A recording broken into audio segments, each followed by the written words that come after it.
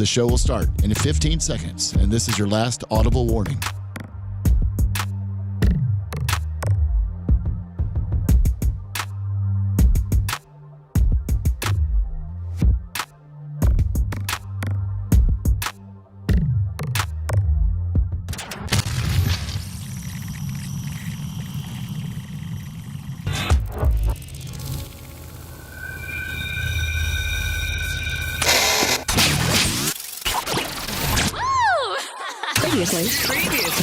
Previously on the Bubba the Love Sponge Show. No doubt in my mind. If it's got, I'm rednecking up. It's got wheels and a steering wheel. I can drive it. Gus says no. You need to stick to the 8th there, kid. No, you can't go 1,000 feet. They say no. Okay, bet. I'm doing it. I'm calling Eric. I'm doing it next week. He's just as white trash as you can get. If they say no, bet. I'm doing it. Wow. You're listening to the Bubba the Love Sponge Show.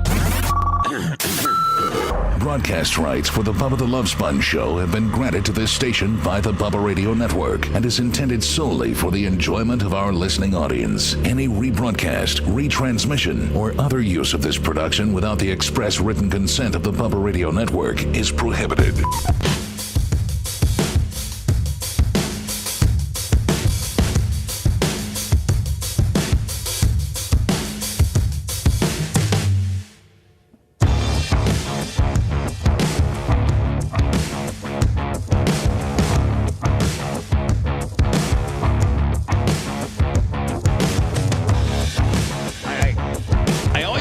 Scrambling around, Lummy. Last second Willie. I get in here like 10 minutes extra. And then we just start getting curveballs. You notice that? Like, yeah, I was going to say, it always looks like when you're sitting there and I feel like you're starting to flow, someone decides to throw like a high heater right I at know your it. head. It's just like, and I'm not mad at Erica, but didn't that request go? Didn't you ask her that yesterday? Yes. Okay, so like literally 12 minutes before the show starts, she texts me like some kind of something that could certainly wait. I don't know that people that don't do what we do understand that as you get closer to showtime and you're scrambling around trying to put the show together and try to do, like, I don't, Tuttle would certainly understand because, like, you just, like, I don't know, unless you do what we do, and maybe not even Colton, because, Colton's usually high and he doesn't really care. I'm like, Colton doesn't get stressed out over nothing. No. And so, like, Colton wouldn't get stressed out if it's 36 seconds before showtime or 36 minutes. He's just, over there trying to keep his slobber in. Keep my slobber in and keep my my muffin down, and keep your high up. Right? Exactly. Merch Crick comes blasting. She sends me a text at like 13 minutes till, and then it's like, Lummy wants your laptop to be able to sign in to Facebook. And I said, okay, that I bring your laptop. And I'm like, well, yeah. But like, so then I asked Lummy, what? He's over there doing his stuff. Do you need my laptop? Well, that was yesterday. Oh, okay, well. Well, that's the thing, and I'm not trying to throw Merch Crick under the bus. And listen, none of this has anything to do with me I'm not upset with her or nothing, but I just think that she needs to maybe look at her phone a little bit more often, realize when it came down. Well, I talked to her in person right after the show, and she said, well, because you were doing, you were doing. I was doing Break It Down with Bubba. Exactly. By the way, I got 3 in yesterday. Oh, perfect. So that gives us, like, we have some wiggle room now. Yes, we do. And I'm thinking about doing maybe a couple more, maybe today, just to get a couple more in the can. Yeah, a lot of people are liking them. I'm a little different than Lummy. I think it's good show content to throw people under the bus. Yeah, well, that's exactly. But Tuttle, the difference is that I didn't say it. I'm Tuttle, sitting here. You'd probably be further in your broadcasting career had you just pick and choose. Like you kept that going, but you maybe backed it down 50% because you just throw. You are so stiff. Oh my God. Yeah. Yeah, but see, Tuttle, I didn't want to upset. Like, one, I didn't ask for. I was sitting here not knowing what was going on, and Bubba was asking me. Don't overthink it. Throw him under the bus. No, we're not. You can't throw my girl under the bus. Well, under the bus. You can't throw my girl under playfully. Yeah, like, So I'm just saying, like, Merch Crick, like, look at what time you got that, and then realize just that, like, here's the deal. At 5:45, we almost need to go down into lockdown mode. Where, like, unless it's an absolute, unless the house is burning down, or there's you got a call from my mother and she's has a medical emergency, We need to lock. Like we just need to leave it. Like it's a lockout period. I thought that already was like in effect. Well, it's supposed to be. But Lummy, you gotta be a left guard when there was like a minute left. Tuttle, I don't think you right before the understand. show. I had nothing to do with this. Okay, I'm just saying. I'm just telling you. I had nothing hold on, to do with it. Tuds. Now, Tud, you're so stupid, and I love you to death. By the way, I'm sorry. But look at Did I already mess up? No, your whole life's a mess up. But Okay. just the way you roll, I love the fact that Macho Man took a picture of what's behind Mic 3, which is the rack, and it literally looks like Tuttle's in studio. Like, oh my God! And Did you notice I got a mic arm? oh, you got a mic arm, and yeah, exactly. Look how So good. if I can, the only can way I get a Bubba screen? The only way, yes, we'll get you a Bubba screen. The only way you'd be able to tell if Tuttle was not here is that the LED meters aren't jumping. You know, because obviously, people don't notice that. I know. No. Yeah, well, You do. Well, yeah, true. But the average, I think, listener or watcher does not. Oh, Right, no, there's especially there's some when you got Lummies that are jumping and yours that are jumping, Colton, and then Tuttles they just see that are there. But that looks so good. And I even mentioned to Macho Man today, out of everybody that we like, Jay, you sound better. Your setup sounds better than Jay's setup. Well, I do have to say that Macho helped me dial everything in, so that it really did help a lot. Macho, you got him dialed. You got him dialed in. Like you got him dialed in. Great job on that, Mach. Thank you. Yeah, I answer you half the time because I'm busy one half and I like to shove it up your ass in the other half. Well, my mic was off earlier. So I was going to say credit where credit's due. Tuttle asked for that background. Yeah. Yeah. Oh, Tuttle, did you? Yeah. Tuttle's a real radio dude. He really is. Well, I just thought it would look bad having the other, old Bubba, thing behind it. Yeah, it looks great. That looks great. Where does Macho sit now in the new studio? You haven't? Well, you've been here, haven't you? No. Okay, well, one of these days, you need to come in. You can stay with me. And, Okay. If you wanted to. But I know that that'd probably require you to take probably at least a half day off because by the time you probably wouldn't get back in your area till 1 o'clock and 12:30. Yeah, but I got PTO. Take the full day and come over to my place. I was Yeah. going to say you got to check with Colton to make sure that Maybe one of these days we have both of you guys roll in here and have you guys live in studio. Then Tuttle can check out the Clem compound. Even Colton will tell you the Clem compound's pretty badass. It's extremely badass, Pat. You are going to absolutely love it. Now, over don't here. give too many details because people, there's just a lot of haters out there that want to wish bad things for me, and so I don't want to give too many details. Just know it's very they've already posted the address online and what have you. What's that? I'm sorry. Just know it's very Batcave-ish. You're back here in the woods. It's a great setup. You got everything you need. You got a pool. You got some space. You got acreage. It's the perfect setup. A nice shop. Now, are the goats there? Yeah, the goats are here. Lummy's Lummy. That was a concern when we were getting ready to move the studios to wherever we were going to. I knew that I was not going to be there past December 31st when my lease runs out, just so that I can save money. So realistically, when we were talking about strip mall studios, I was looking at a couple spaces, up in the Pasco County, Lando Lakes, right off of 41. I was looking kind of in that area, Colton, for literally don't. Tuttle, doesn't Tom and Dan or Dan and Tom, don't they literally have a little strip mall gimmick? Well, so they live in Baldwin Park, which is a nice area in Orlando. They both live in Baldwin Park, but they bought a kind of a business type condo suite where they have a lot of real estate people and things like that can come in. So yeah, they're kind of doing the strip mall thing. I mean, do they rent or do they buy? They rent. They rent. So yeah, they're kind of in a strip mall plaza, for lack of a better term. And yes. I was looking at 1,500 to 2,000 square feet to put it kind of in a strip mall kind of deal, and until this place became available, and then when this, I think I told the story yesterday. We walked in, this place wasn't even on Zillow, and then it one day appeared on Zillow because the person who was going to buy it, their financing fell through, so it was literally on Zillow one day. Erica saw it. We walked in. I looked at the how much the woods and how much acreage came through it, what they were asking for it. I saw the 3-car. There was a 3-car detached. That's where we are now, in a 3-car detached garage, and I'm like, that's where I could put my studios. Perfect. And I'm like, the minute within 10 minutes, I walked all around. Within 10 minutes, I'm like, we'll pay full price, close in 15 days, no inspections, cash. And, well, check, whatever, because Merch Cricket sold her house, so we were good there. Nice. And here's the thing, Lummy, I better not piss her off too much, because if she ever kicks me out, I'm done. I mean, I think about it, I'm done. I'm done. If she kicks me out or something, I got to, cut a deal with her. All right, well, can I at least show up in the morning? You might have a new man out there or whatever. What's your new man going to do? Come in here? He's going to let Bubba through the gate. Well, he's going to talk on the microphone. No, but I'm going to have to, pay her, however, she's like, whatever she would charge me. Be like, I need to have an agreement that I can at least rent the studio space from her.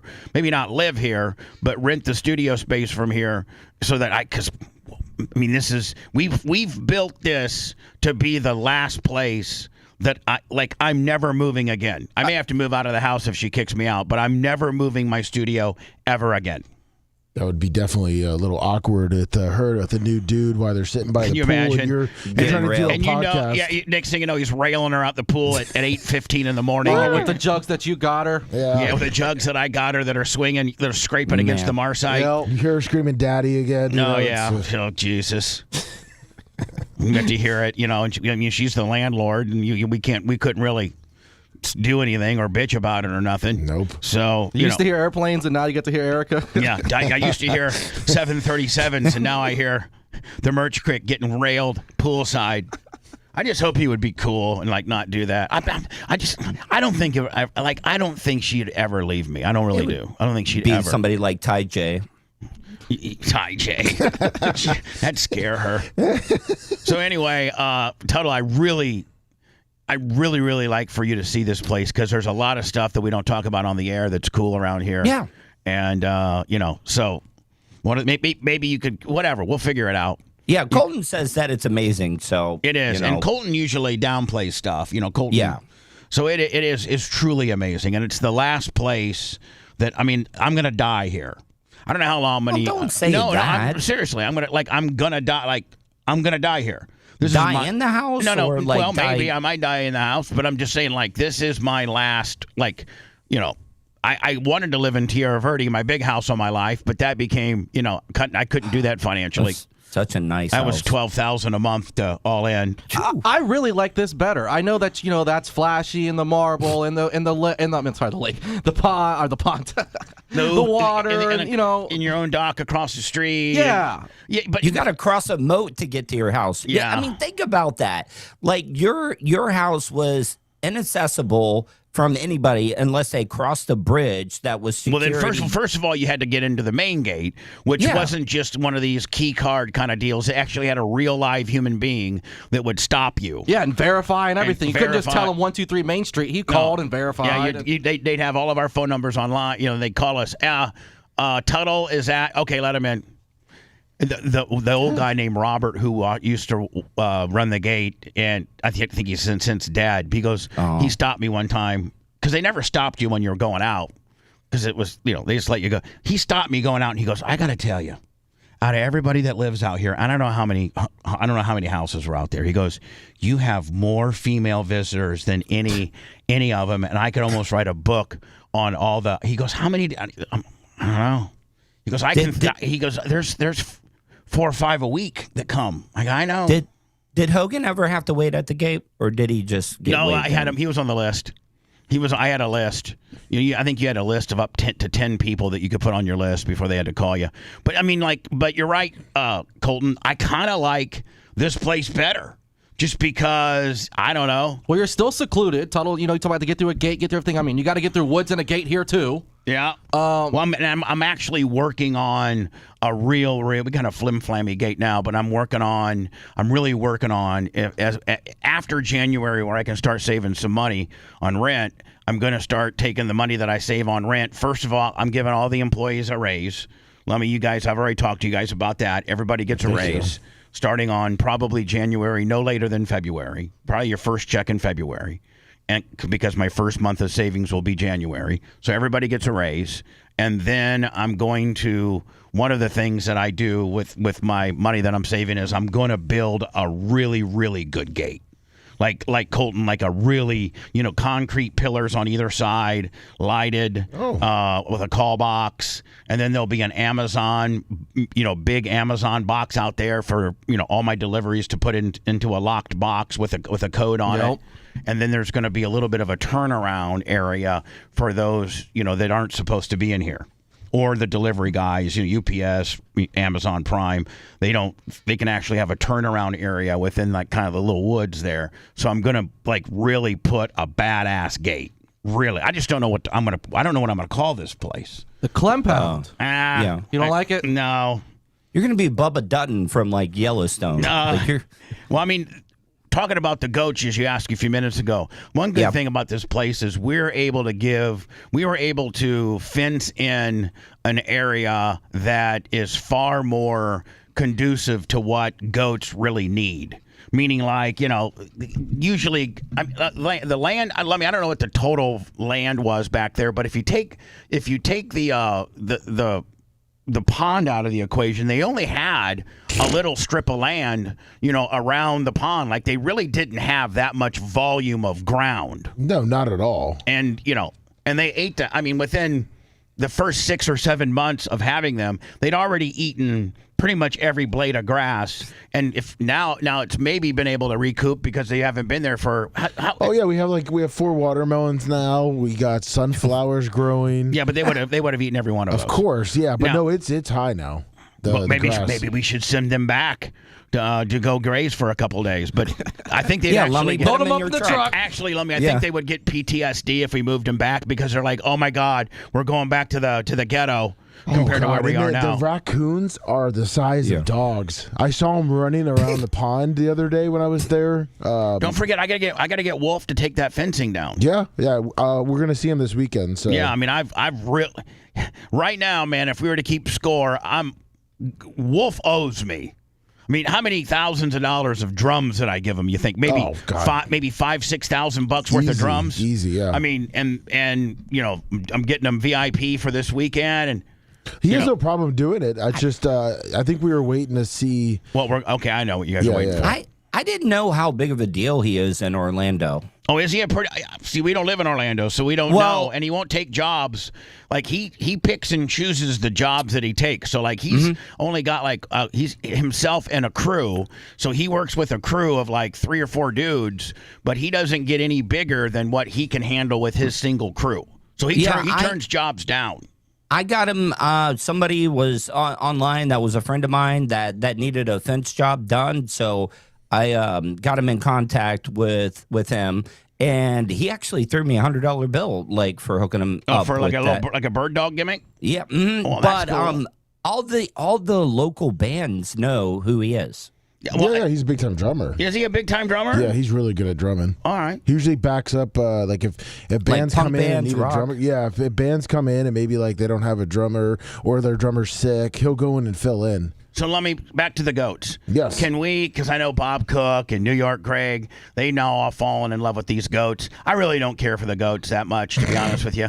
I know it's a necessary evil to keep your mentals straight. But, I'd like to, my long-term goal is to have a couple goat cams out there. Oh, yeah. And then we get into I know that I've seen other people where you can put $5 and you hit this button, you give $5 and then it throws out food. Custom, it's got a feeder that throws out this feed. We have we have the ability, Macho, would we have the ability to do something like that?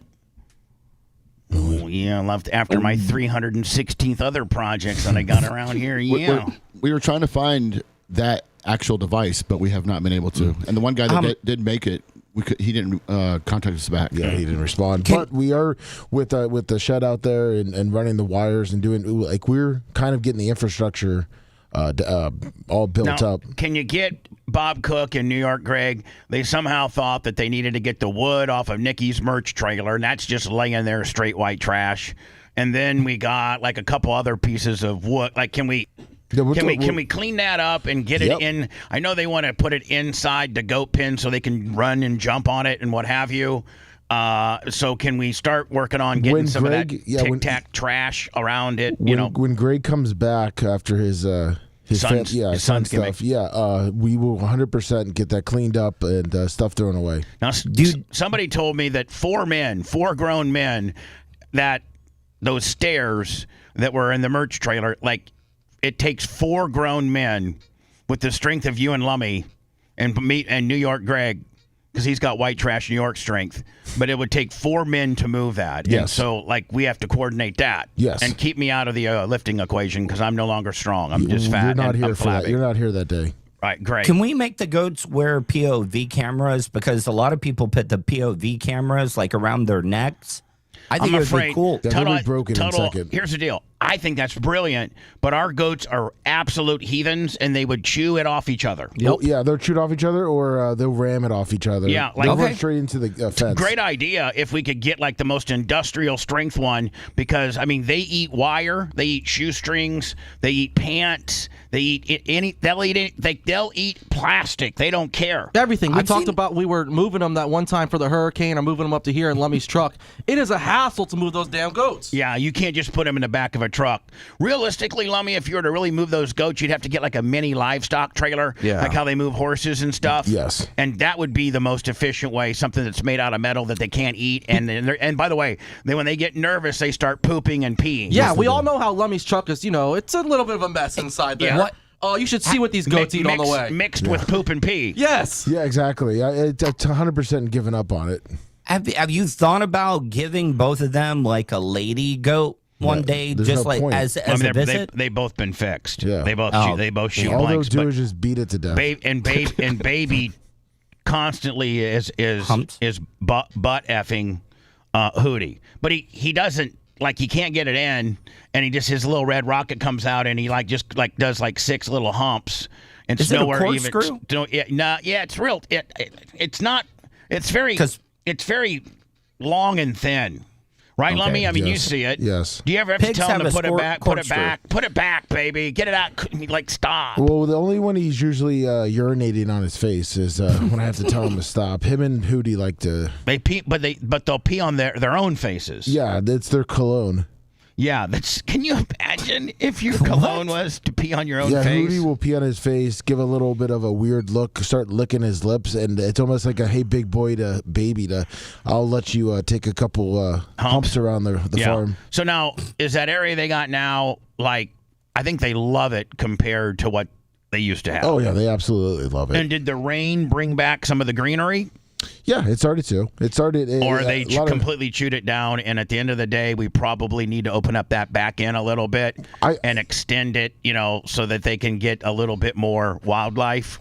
I think. Or do you want to go to the side? The side. I think the side would be perfect, and little from where their one side ends to the other, to where the property line is. Yes. Let them go. Yeah, I agree. I think doing it to the side would be better than going towards the road. Yeah, we can just do that, so it's just all uniform. And that's some pretty thick, dense. Now, how long? Let's say we took the post where closest to the road, and then took that to the side, and then we took where the current gate is to the side, and we just gave them that whole little sliver. How long would they have that wiped out? In a week? I'd say 2 weeks. 2 weeks. Yep. Completely wiped out. People are making a lot of money. Land clearing. Yeah, I mean they're making tons. They'll bring in 20 goats, and they'll put in temporary fencing up, and I don't know, maybe somebody can Google or what have you, but how many goats can clear, really dense, forestry? They can really clear it out, and they'll clear it out for up to 5 feet high, as high as they can get on their hind legs and reach up. Is everything will be bare from that point on down. And they'll bring these goats in these cattle haulers like we were talking about earlier, and they'll temporary them. And I don't know what, but they're charging people. And I certainly don't want to. I don't want to get into that business. We can barely handle our own goat. You don't have to pay your employees. Heavy to dense brush. They're saying about 75 goats for 5 acres. Oh yeah, screw that. For 75 goats. Yeah. Because here's the deal: when you don't have a job, when you don't have a clearing job, you got to put those 75 goats somewhere, right? Yes. And then at that point, you got to feed them. You got to have, yeah. And at the end of the day, man, supplemental feed is really not good for them. I mean, the goat feed is not really good for them. What's good for them is the natural habitat, like leaves and sticks and bamboo. Do they like the bamboo? They love the bamboo. They went from not liking the bamboo to now they love the bamboo. Now they're addicted to the bamboo. They want it's like crack. Let's go to anything. Yes. Speaking of bamboo, did you see that people are planting bamboo to sabotage data centers now? They're doing what? They're planting bamboo because it grows like aggressively. Yeah, like, and it's evasive. Like it's not it's not indigenous to Florida, but it's become like widely spread. So if you plant bamboo, like Tuttle says, it grows like you wouldn't believe. Right? Did you know the Japanese? But I didn't mean to interrupt you, Tuttle. Yeah. How does that disrupt a data center? Well, because there's a lot of underground wiring and stuff that they're using, and the bamboo is going to grow aggressively and pierce like the cable lines and everything. Oh, and bamboo's really sharp. Yes, it is. Japanese used to execute people by they would plant bamboo and then they would put one of the prisoners over the bamboo, and the bamboo would grow through the person and kill him. Man, there's some sick bastards. By the way, it's not Wednesday's show. I am wearing the same Tyler Klim shirt 2 days in a row. I didn't wash it because just sitting here doing content, I don't get it dirty, and I wear antiperspirant. So what I did is yesterday was Tyler's birthday, so I wore it for that. But today is your first day to be able, and I didn't know that he didn't have that many of them. He only's got 50 of them. We got them yesterday. And he only has 50 of these shirts left. Now, if you go to Bubba Army shop, Bubba Army store, Bubba Army merch, you'll see them. And I don't know if you're going to get a gray one or a black one. I didn't have the time to break them into gray or black. So realize you could get a gray one or you could get a black one. They start at $19.99 and they go up $1 starting at XL. So like XLs are, and I think they're sold out of mediums. So they got small, large, XL, 2X, and 3X. I'm wearing a 3X, fits me fine. He doesn't have anything higher than a 3X. They start at $19.99. You can start buying them today. There's only 50 of them. And Merch Crick's going to throw in an extra piece of Bubba swag. Oh, sweet. Like anything from a koozie to a pair of sunglasses to a tactical knife to a hat. Like I can't even promise what your extra swag will be, but everybody will get a piece of extra Bubba Army swag with your Tyler Klim late model T-shirt, Big Frog Motorsports number 58 T-shirt. Now that's available at Bubba Army merch, Bubba Army store, Bubba Army shop. There's only 50 of them, and I'd like to sell them out. I'd like to sell them out this weekend, and give him a nice little check so that he can at least break even. I think he's given a lot away. That's why he only has 50, or they sold some. But the race ranch people that did him for him filed bankruptcy and left him with all these T-shirts. I saw Tyler on Saturday celebrating his birthday and Father's Day, and he didn't ask me about this. He brought this shirt to me, and this is how the conversation went. So he brought this shirt to me. I'm like, oh my God, that thank you. And he's like, I go, when did these come out? And he's like, and then that kind of got into the story. I think they had them out maybe earlier this year, I think for February, and with the race ranch people. And then the race ranch people did him dirty. They filed bankruptcy and pretty much aren't doing anything. They sent him his shirt back, and he really doesn't now have an efficient way to get him out. You can bring him to his races, but you only sell one or two there because you don't have a trailer or anything like that. You just have to put them on a hanger on top of your hauler. And a couple people, you might sell 2 or 3 a night. But I think we could blow them out in a week. I can blow out 50 shirts, and I might blow them out one day. If I'm not supposed to say anything, I was just going to ask what you did with your merch trailer. I still got it. Oh, okay. But I mean, it's jam full of stuff. Oh, okay. Just probably another thing I need to trade and they need to sell. I got so much stuff. I'm thinking about selling the cream machine too. Well, what was the average? What was it? 9 dumps or 10? we had nearly 20,000 pounds. Yeah. But I got rid of the smart car. I gave that to Bobby from Live Fast. I gave that to him, even though it was worth about $5,000. I gave it to him. He has the Cadillac right now that he's making into a Packer car for the track. He's got both mopeds. He's got the Suzuki 4-wheeler, and he's got the cream machine, and maybe one other thing that he's got all these Bubba projects that he's trying to fix for me in lieu of me giving him the smart car. Could you imagine how much stuff you would still have to get rid of if you had your race shop still? Because the race shop was had jammed. a lot of the stuff race in shop it. was like all my toys, from race cars to 4-wheelers to that's where the Chairs you bought? Chairs. That's where I bought my Crown Vic. Remember when I had at one time I used to have 3 Crown Vics until Gilkey sabotaged one on his last day. He threw a screw down the down the carburetor. Really? Yep.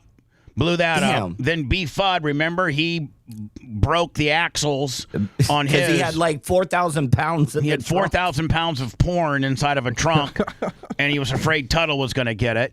And then I got 1 Crown Vic, but at one time I had 3 of those. The cream machine was over there. My merchandise trailer was over there. Both 4-wheelers were over there. My mopeds were over there.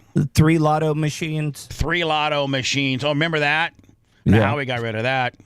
So anyway, go to my website, Bubba Army Store, Bubba Army Shop, BubbaArmyMerch.com. Also, we're 75% sold out on the watches. Colton, you're always looking for a deal. You're always, Johnny, good deal or no good deal. Have you familiarized yourself with the watches? I have seen your watches. Now, but me personally, I'm just an Apple Watch guy right now. But I would venture out. And it's the size, or it's larger than the Daytona Submariner. It's same weight as a Daytona Submariner. The second hand does not tick; it sweeps. Here's a video of it, of the how quality it is. Hold on, this is the stainless steel, black 1-tone stainless steel. Here we go. So you can see that it's well made. It's the same people who made the Trump watches, and Trump's charging $500 for his. I mean, he's killing people. He is killing people. I can charge $75 and make a decent little profit on the deal. I can't even imagine charging $500. And the amount of this, think how many he's selling, right? So anyway, if you go to Bubba Army Merch, Bubba Army Shop, Bubba Army Store, all of this is okay. Merch Crick was saying she might throw in a few Ridge wallets as an extra swag pack. I think we're running kind of low on the tactical bag. Colton, it's a wonder you don't have a tack bag. Oh, I do. I think I have. Did you make a black one before that? Yeah. I have the black one. Yeah, this is like our fourth swing at it and they've all been different colors. Backpacks, the knife, the by the way, the Bubba Army Fat Man Dunks 4. These are the 3, and I think we only have a size 7 left on them. That's we have 1 or 2 pair. But the new Fat Man Dunk 4s come out, I think, in 2 weeks. You want to know what I want to do? Have you ever seen these sneaker conventions that they have? Oh yeah, that show up? And there's like some of them are $100,000 sneakers. Yeah, like a pair of Jordan 86 originals. Mm-hmm. I just saw Vanilla Ice on his Instagram or something like that, and he bought a pair of 86 original Jordans, and they weren't in mint condition. There actually was a few little things wrong with them, and he paid over $100,000 for them. Jeez. But I would like to take a pair of one of your shoes and get them to grade them. Like when I'm there, and I could be like, "This is one of a kind" or whatever. Not many people have these. Well, I mean, I could give you the actual manufacturing numbers, and you'd be able to say they're one of 500 or whatever we got. Yeah, because they even smell them. They look at the labels, the receipts, like every little thing. As soon as they see the box, they'll be like, "Oh, these shoes aren't real. This is a fake box." Did you guys see John Morgan yesterday officially announce his new political party? I'm going to get a hold of John. I actually blew a text in him yesterday. He texted me back and told me to call him today, and we're going to set up an interview. I have an announcement to make. We're going to set up an interview for next week for him to make this announcement and how people can join his new political party. Oh, wow. John's always been a longtime Democrat. and he feels the Democrat Party has absolutely fragmented into something far left. Do you think the thing that's going on in New York? And oh my God! In fact, I got to talk about that. New York is turning into a Muslim state. Jeff Coy, $20. I mean, it really is. Mundani's all three. Is it Mundani? Yeah. Mundani. All three of his congressional-backed candidates won yesterday in a special runoff. So it looks like New York is going to be pretty much not only the city, but people that represent New York City and within Congress is now going to be this socialist, democratic socialist, far extreme left wing, more government, tax the rich, more entitlements than, that's not what the Democratic Party used to be. And so John Morgan, when Kamala Harris was running, he did not write his standard $5 million donation check. He's like, this was a shove down. Us really good Democrats never had an opportunity to pick who we wanted our candidate to be. And the party is just absolutely going so extreme left that I no longer identify with the Democrats. And so John Morgan is starting a new party. And I'm telling you right now, man, when it comes available to sign up, I'm going to sign up. And sign up for the Common Ground? I don't know if it's called the Common Ground or Common Ground. Common Ground. Common Ground. 250 people won. They're going to split $100,000. Here we go. I have an announcement to make today, a pretty exciting one. Tuttle, how cool is it? And you've seen John Morgan. Yeah. You've seen him, the trajectory of when he was with Morgan, Calling, and Gilbert. That he bought out those two dudes. And then just through unbelievable advertising and continuing to grow, he's now the largest personal injury firm in the world. And how cool is it, Tuttle, that I can pick up the phone and call him at any time? Like, he's genuinely a good friend of mine. It's funny, all the salespeople when I worked at iHeart, if you had John Morgan or you were assigned John Morgan as your client, like you could basically not have to go out and get any more clients. No, I know. I ask all of you to come up with a name for a new third party, a party that sits in the middle, that's willing to compromise, that wants to get things done. We had over 35,000 people. Yeah, so they're giving $100,000 away for the people to name it. This was the naming contest, and they had 35,000 people sign up for it. And 250 came up with the same name. So 250 came up with the same name. Yep. So what's 100,000 divided by 250? I got my calculator right here. 250,000? Or no? No. 100,000 divided by 250 is $400 a piece. All right. They're good. Names. And some were very, very good. And some were very, very crazy. But in the end, we chose one. They should have made it, man, like when there comes to ties like this, it's the first person. Because if you send an email or there's a timestamp as when your email came in. So let's say that Colton McGillicuddy sent his Common Ground in at 1:05 in an afternoon, and Bubba Clem didn't send his in until like 2:35. Well, Colton wins because he was first. But that would just be pissing a lot of people off, right? Yeah. Yeah, but if I thought I was going to get $100,000 and I got 400, I'd be full hot on the deal. Like, screw the Common Ground. Because we could only choose one. The name of this party will be called the Common Ground, and we will be known as Grounders. Whether this works or not, I don't know, but it's worth a try to undo the gridlock, the hate, and all of the meanness that has fallen into politics on all sides. So look, the rules were clear. If there were multiple winners, they would split the $100,000.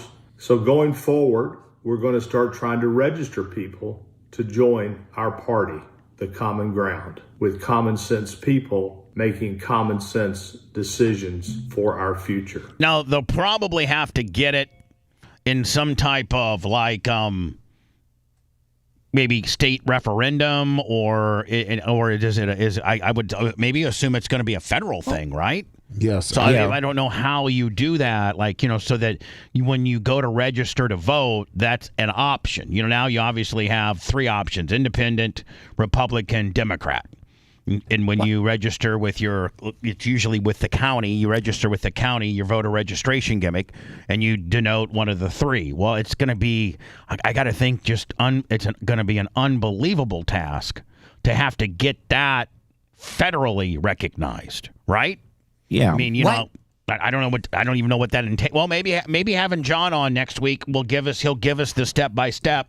So in Florida, he's got to have at least 500 registered Florida voters. Who Well, that'll happen. I mean, he probably has it today. So he has that just working in the office. What? Yeah. Yeah. He's got that just in the call center. Yeah.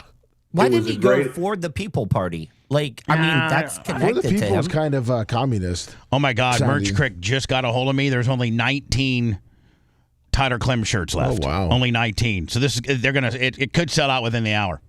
And you know what, guys? Thank you. It really is. It's a good thing because I'm going to be able to report back to my son, and I'm going to be able to help him. And he's going to be able to not lose his ass on these T-shirts, probably break even, if not make a little bit. And at the end of the day, that gives you a little swagger too. It helps me. It helps me in the overall cause. It really does.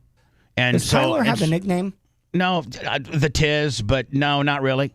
But you know what, Tuttle? He needs a nickname. Like when they have, like they got Jason Stickler, the high side tickler. Yeah. Or Donnie Moran, the $1 Million Man. The real deal. The real deal, Don O'Neill. Or, obviously Hudson O'Neill, his son, is called the New Deal. So and Tuttle, you're good. I think Tyler needs a nickname. He does. I'm not your friend, Tyler Clem, or so. I mean, that would make him a bad guy, and that means he'd be spinning people out all the time. But I can't really. And maybe we turn to the Bubba Army and maybe we offer $100,000 for the name. Let's maybe how about let's just start at 100. Okay, I mean we're talking about the largest personal injury firm in the world compared to a radio show that's on life support. So let's go with 100. Okay, will you work with me on that, Colton? Yeah, I'm with you. Well, and we have to formally come up with the words and verbiage and things like that. But I would like to come up with a nickname for my son. And please know that as we only have 19 of these T-shirts left, it's a big, it helps me tremendously in the overall cause of me trying to get back and have a relationship with my guy. And I think regardless if I was to sell these or not for him, it's just I'm being father-like. If your son got screwed over on a financial deal and you can help him out as a dad, whether it was you own a large construction company and you ask any of the boys that wanted to, or whatever, or like Lummy when we helped out Gene's son with the popcorn. Yeah, of course. If Walker had a fundraiser, I would say, listen, let's talk about it on the air. The Bubba Army is a family, and we stick together. Slide job Clem. Yeah, maybe Clem, the ice, Tyler the Iceman Clem. I don't know about the Iceman. Yeah. Exercise and what it should. The Clem. That's not bad. Yeah. I like that. The Clem Reaper? Oh. Yeah. Did that come from chat? No, that came from Lummy's head. Really? Yeah. Wow, to give you the 100. Showed me Damn. is that you, like me, I like the Clem Reaper. Me too. believe our political system is broken, that we really agree on more than we don't disagree on, yet nothing ever gets done. So this is step one. Step two will be the registration of people to the Common Ground Party. It was a great exercise. Congratulations to the winners. And to all you future grounders out there, let's go change America for the better and for the people. He got that in there. I haven't announced. So I'm gonna actually have John Morgan on next week. I just got to call him today and schedule. Let me do some words. Again, Bubba Army shop, Bubba Army store, Bubba Army merch. I've just been told larges are sold out. Wow. Let's get these things out. I'd love to just. Does he have? Do you have larger sizes? Yeah, we have XL, 2X, and 3X. Perfect. Nothing bigger than 3X. So if you're as fat as me, then you could and this 3X actually fits me nice. Some 3Xs fit me tight. This fits me nice. It's a good shirt. It really is. What was the largest shirt you printed back in the day when you had 6. your? Oof. We used to go 6X. But my God, it was the size of a pool tarp. It really was. Don't chalk up their behavior to being crazy rednecks. Yeah, think about that. They're just totally insane. The Bubba the Love Sponge Show.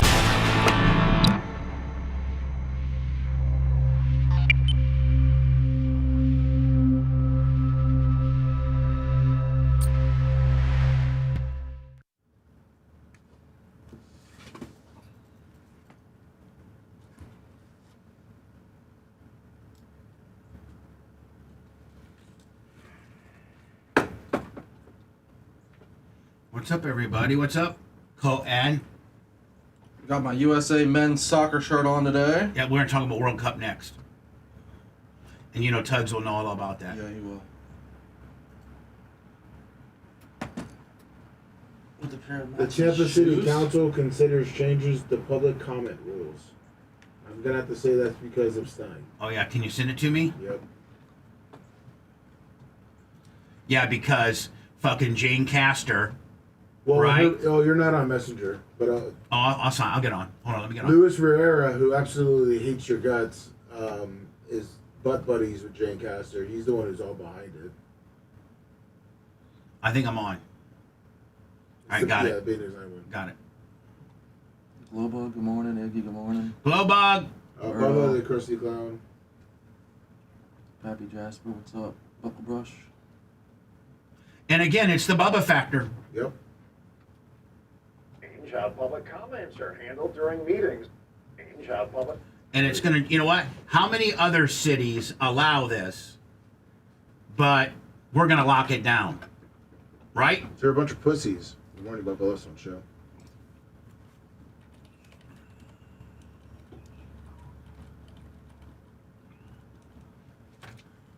I'm the largest.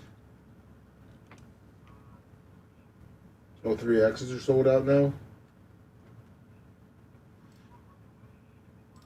Yeah.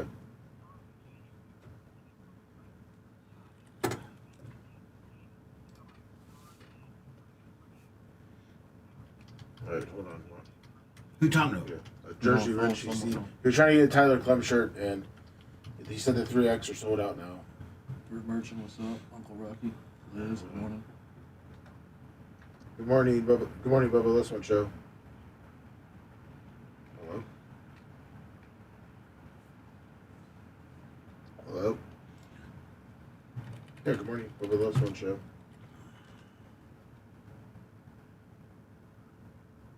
Yes.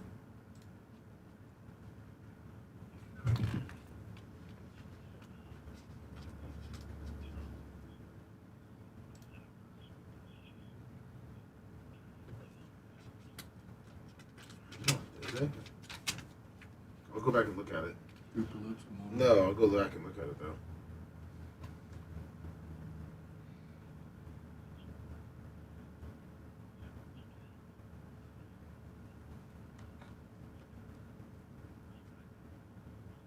Yeah, I'll go take a look at it. Yep. What are you looking at? I don't know. People just talk to talk. People talk. Idiots.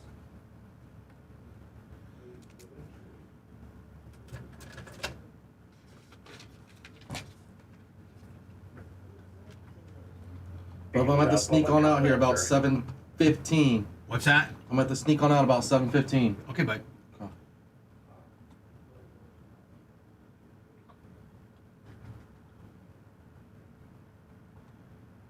Cash, what up? Y'all hit the thumbs up. Get settled on some thumbs early, please. Leave comments on the actual, not just in the live feed, but on the video itself. Comment on the videos. Stuff that's free. Man, thank you, Bubba Army, for buying the shirts. I appreciate it. You guys are going to make me look good. We have 6 smalls and 5 XL. That's it. We're out of medium, large, 2 and 3X. Done. We got 11 shirts left. 5 XLs and 6 smalls. That's awesome. Some autoglass, what's up? 5Q. Dark Match Steve could probably fit into a small. He's probably a medium because doesn't he lift weights? Yeah, he's swoller than you think he is. He's probably actually a large. Yeah, probably medium or large. He wears them tight. He's a medium. He's a tight. Yeah, he wears them tight. Well, because he's got the body, you know. Mm-hmm. Like Macho, you know, he wears tank Macho, tops. Macho wears a size less. He don't even wear sleeves. Macho would prefer not to even wear a shirt. I think. sleeves. Yeah, Macho's no sleeves. Macho, I mean, we only had 11 left. Holy shit. Look at Lummy in his Harley Davidson shirt.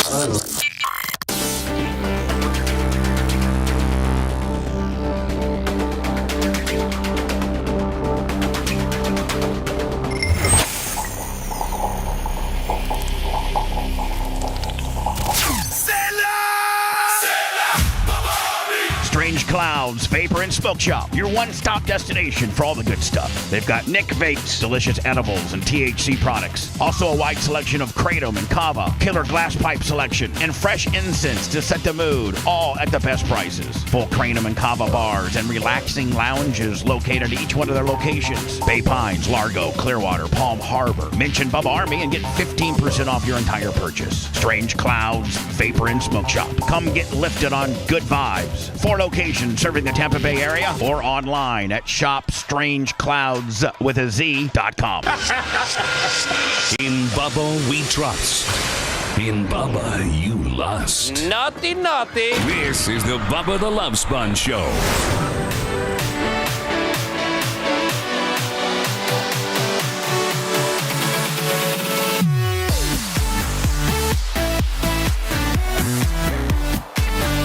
I got my friends now texting me saying, I just signed on and I got my buddy Mike from Mike's Pizza. Yeah. He's like, I like to get 3 3Xs. But he says they're sold out. I'm like, yeah, they are, bud. Well, Tyler might have to start making some new ones. Yeah. They're hot commodities. They're supposedly, no, Mike, you can't, bud. Just stop. I'll call you later, Mike. Appreciate you. I'm gonna see if I can whip up something. But I've been told that we're down to like 11 shirts, 6 small and 5 extra large. We blew through those, and thank you so much to the Bubba Army. I don't know how many people are actually smalls. That's more men. More, yeah, not. It's more towards a girl kind of deal. So maybe you'd be buying them for your girl. But I really don't know men that are really that small. I was thinking about maybe Dark Match Steve, but me and Colton were contemplating the Dark Match Steve's kind of in shape and probably wears like probably should be wearing a large, but because he has such a good body and he wears them tight, yeah. Yeah, he probably wears a medium. So there's 6 small and 5 XL. So there probably is some XLs, probably some Bubba Army RXL. That's a very common size. So, but I just got a report back from Merch Crick, and we only have 5 XLs left. Probably less than that now. I should get with Tiz and say maybe come up with a new design. You know, you sold these out. Yeah. Now, let me help you come up with a new design. I'll give all the money to you to help your race team. And we'll blow out, another deal. Maybe get them closer to the holidays for your Christmas gift. Yes, go ahead. You're on the air. Good morning, Bubba. It's Jersey Rich. How are you? Hey, Jersey Rich. As soon as you said the shirts were available, I went on while I was in the car driving to work, and 3X was gone right away. So I also wanted to say, while us listeners, you've had an impact on most of our lives for how long we've been listening to you. Really good to hear Tuttle and Colton, to be honest with you. My last job, I had some real rough days, and all 3 of you really made them a lot easier. So it's great to hear them. It's good to hear they're doing well. Yeah, and I'm very fortunate, when I have a day that I need a couple fill-ins, and they're both, not fill-in quality. They're both, full-time quality, but they both got jobs. Tuttle really has a good job now. But and Tuttle, people don't realize, man, Tuttle's a real broadcast pro. Now, Colton, you are too, but you don't have the tenure that Tuttle's been on a lot of shows. He's got a lot of hours behind the microphone. He knows how to roll. The only thing with Tuttle is he's just so stiff. But I can deal with his stiffing. Yeah, he's got rabies basically. But Tuttle's really, really good on the mic. He really is. He knows how to do it. Great to hear the 3 of you together again. All right, my man. Thank you.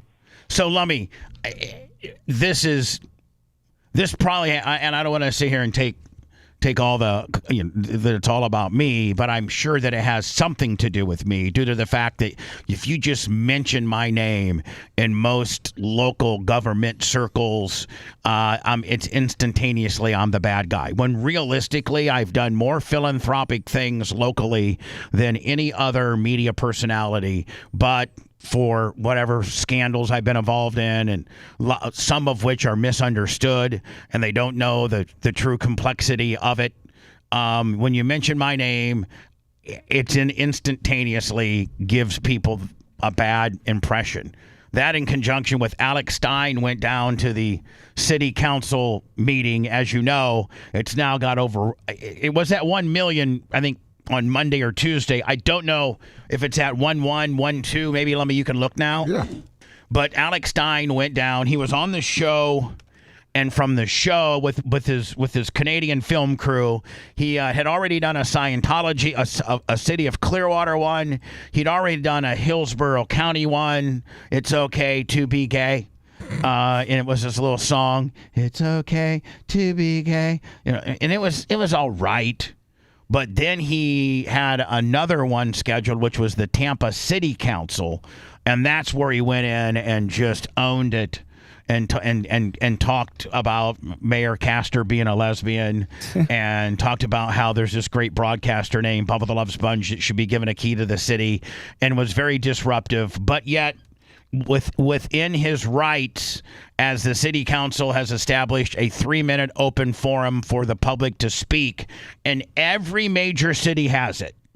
And sometimes it's uncomfortable, and sometimes you get a prankster up there like Alex that that owns. I mean, think about what he said to the Dallas mayor, and the Dallas mayor just realizes, you know what? It's not a wonder like a Luke LaRoe, one of these big First Amendment guys. Don't sue the city of the Tampa City Council for violation of First Amendment. That's right, because this is genuinely a format that's put in place by cities to give the people of the city or the county, or for whatever municipality you're talking about, whatever state, county, or whatever lines are drawn, it's for the opportunity for the public to speak. And I think every major city has it. And every major city has their share of nut jobs. Remember the guy we just had from Fort Walt or Pensacola that went up there and dressed him down for the red light cameras? Sometimes it's very constructive like that. And then other times it's a little prankster, like what Alex did. I don't have to replay it. Everybody has seen it. If you haven't seen it, go to our socials and find it. And see, one thing that they're trying to do is besides the fact that kind of loops Stein into it, there was one African-American gentleman before Stein, I think. Yes, that used the F, the F word, and that's what they're trying to. What's wrong with that? All right, so here's the deal. But here's the deal, Lummy. They could say, okay, the minute that you shout out an expletive, then we're going to cut your mic. Yeah. But we're not going to stop the whole process in itself because one guy dropped the F-bomb. The minute they could put a bylaw within there saying the minute that you say a objectionable or offensive word, then your time is cut. Yeah. Isn't free speech though? Yeah, I mean, but there also comes a point where you can be publicly obscene and indecent, and so I get it. And you can work around all that. Most good pranksters, you know that, Tuttle. You could go up there and dress them down without having to drop the F-bomb. But the black guy he was not a prankster. He was an old school guy. He was old. Well, maybe that's how he feels. He was frustrated. So so here it is. They knee jerk, and there's a guy on the city council that hates our guts. What's his name? Louis Ferreira. He hunted us down to delete a picture of him. Oh, he did? Yeah, he held the goat at the Ybor parade, and he found out it was your goat, and ran back through the parade to tell us if we don't delete the picture. Did you tell him to Paxan, or are you scared? This is like when I first. I know, but you should have told him we're in a public space. You pick this goat up I took a picture of it. It's not obscene. It's not indecent. It's not anything to do with children or anything like that. It's your dumb ass as a city politician picking up a goat. Sorry that it's Bubba the Love Sponge's goat. I wish you wouldn't have caved, and I wish we would have not taken it down. Well, I was kind of being because it was with the Humane Society. I was trying not to because he was working with the Humane Society. You still got that pic? Yeah. We're posting it today. Yeah, it's posted today. Yeah, no problem. I mean, let's make a big deal about it. This is one of the men that want to take your First Amendment right to be able to, isn't it called your ability to readdress or to ask questions of your local government? I forget what that's called. I think it's called redress. Your ability to redress government, meaning like your ability to question what your government is doing, whether it's on the city, the county, the state, or the federal level. They have these open mic sessions for nearly every city and municipality that I can think of. And because they got hurt philioma, because Alex Stein went up and called Jane Castor a lesbian, which she is, and said that I deserved a key to a city, now this comes down. How public comments are handled during meetings. A proposal up for a vote tomorrow would require comments to be tied directly to agenda items, while creating a separate opportunity for people who want to address other concerns. It also includes several new rules for governing public conduct at those meetings. Spectrum Bay News 9's Jeff Van Sant is following the story. Jeff, you talked to a city council member about this whole idea. What did he have to say? Yeah, I spoke to council member Luis Vieira, who says the proposed changes are designed to make meetings run more efficiently while ensuring the public still has opportunities to be heard. It's not anything that's going to stifle public comment or in any way impede anybody's speech. It's about designating when certain this is the guy that doesn't like us. types of public comment are done so that... This is the guy that likes us? He does not like this us. is the guy that hates us? Yes. This is the guy who took a picture with Baby the Goat? Yeah, but he's stepping down from being a councilman to run for state legislation or whatever. Let's please, to God, make sure you find me who's running against him, so I can just give them $1 zillion for their free advertising. Please. Yes. The meetings can be run efficiently. Councilmember Luis Vieira supports revising the city's public comment rules. What is being proposed is making sure that we have at the beginning of the meeting people who are there for items on the agenda, and then if people have general public comment, then you have it at a separate time. The issue is, when does that separate time occur? Does it occur after the meeting? Does it occur after public comment on city-related items? Is it time limited? Those are things that we're looking at. The proposal would prohibit vulgar, sexual, obscene, profane, or threatening remarks, ban offensive messages displayed on clothing. And imagine this. This only happened after Alex Stein owned them and talked about Jane Castor being a lesbian, a fake lesbian at that. And we all know scissoring cannot produce a child. Yeah, I think this is 100% a reaction to that. Yeah. Absolutely. They didn't have this in place or planning this before that. No.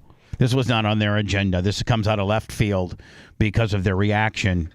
And then it went so viral. Lummy, did you find it? Is it just 1 million still? It's still 1 million. All right. It's slowed down. I think million is what it's going to be. Electronic devices and give the council chair greater authority to rule speakers out of order. The move comes after 2 speakers at a recent council meeting. Yeah. The African-American man who dropped the F-bomb, and then Alex, who just absolutely dropped all kinds of bombs. Used disparaging language towards the LGBTQ community. One directed a homophobic slur at Chairman Alan Clendon, Tampa's first openly gay council member.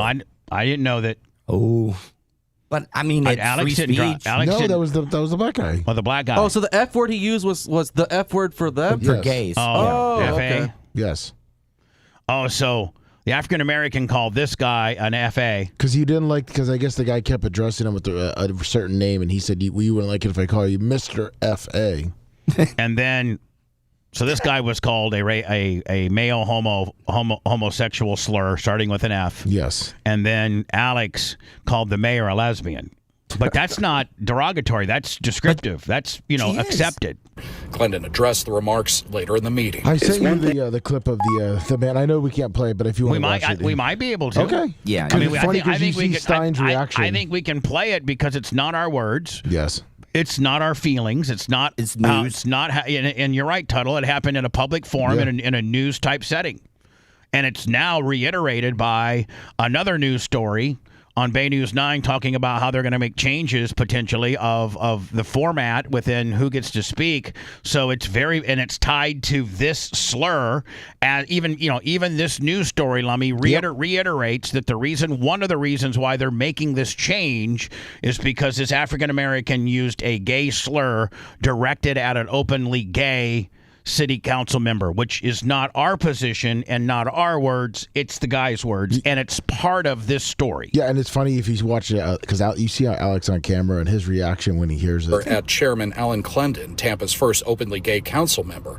Clendon addressed the remarks later in the meeting. It's one thing to hear them shouted from a passing car. Are you going to cry? No. Yes. You're going to cry? Of course he is. You're going to cry, you little pussy?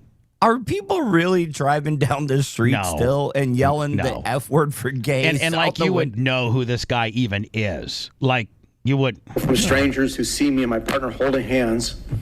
It's another thing entirely to hear them screamed at my face in a government meeting or in my workplace. While these proposed changes have been in the... Wah! Somebody called me the F word. Bubba, how many times I've been called a fat ass and everything, all the other names they call me? Bubba, would you really, bro? Would you waste the time? I would be like, oh, that's pretty cool. Two dudes walking down the street holding hands. I wouldn't before, but now I feel like I might. I'm keeping my mouth shut. Like there's no reason for me to say that. Works for a while. Vieira says the incident highlighted why. Like, what's up, fellas? Looking good today, guys. Oh, that F word. Looking sharp. Conversation is necessary. Look at this, Karen. Look at this, not wearing 1 ounce of makeup, butch bitch. On Thursday, we saw the worst of chaos. We saw people come in with hate-filled, shameful language, the kind of stuff that anybody who says that or thinks that should be ashamed of themselves. Shut up.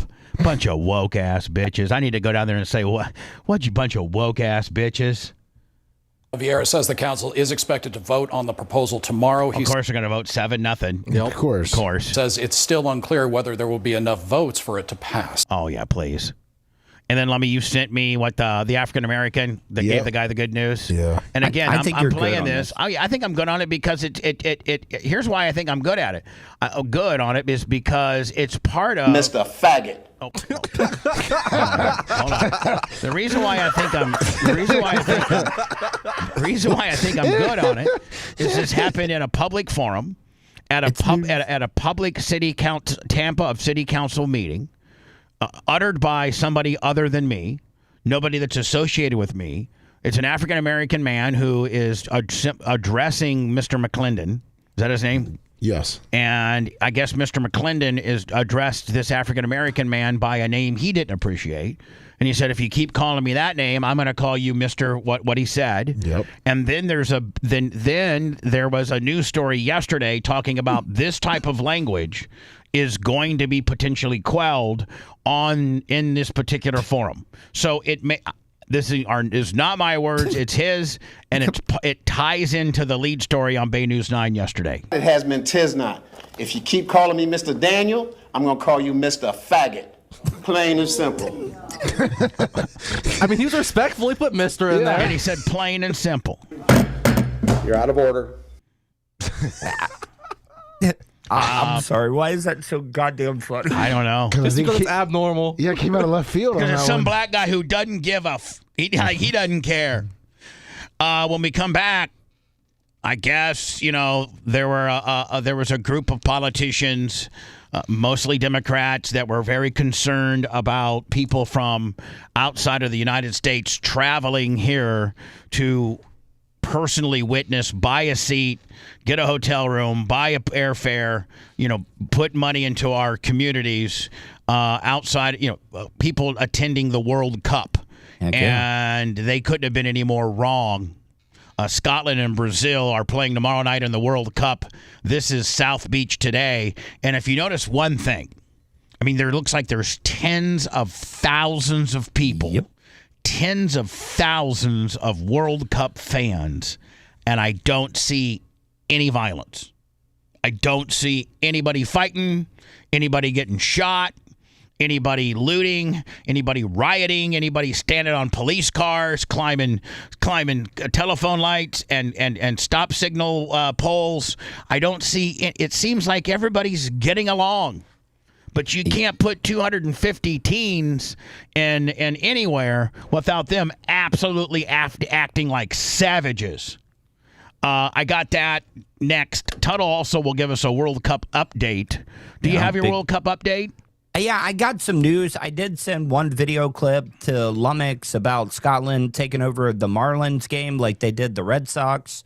Now, I do have this here, Tuttle, and is this up to date on the World Cup? And if that's the case, it doesn't look like, I mean, we still got quite a bit to go, right? Yeah, we're in, everybody's playing their third game, which will be the end of the group stage. Yeah, this is the knockout, right, Tuttle? Yeah. So that's why USA is already there with nobody. They're waiting for their All right, opponent. so this is the round of 32, which is considered the knockout, right? Yeah, single elimination. Once you lose, you're gone. So it goes 32, 16, then, obviously 8, then 4, and then 2, then 1.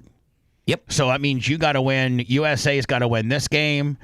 They got to win 1, 2, 3 to make it to the final 8. Yeah, and the final game of the whole, like the final match, is not till July 19th. So we still got 3 solid weeks of this. Any idea who we're going to play in the knockout? I'm hearing right now possibility where they're still waiting to see how it all shakes out, but the United States has a very favorable path. Like, I think we would start out with Bosnia, Herzegovina.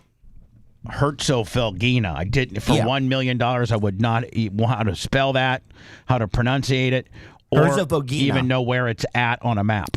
I got to think it might be in Africa. No, it's in Western Europe, Bosnia. Oh, up there in the east, like where Uzbekistan and all that kind of stuff is? Right. Yep. So anyway, we have some World Cup news we'll get to next. Deliciously disgusting. You're absolutely right. This is the Bubba the Love Sponge Show.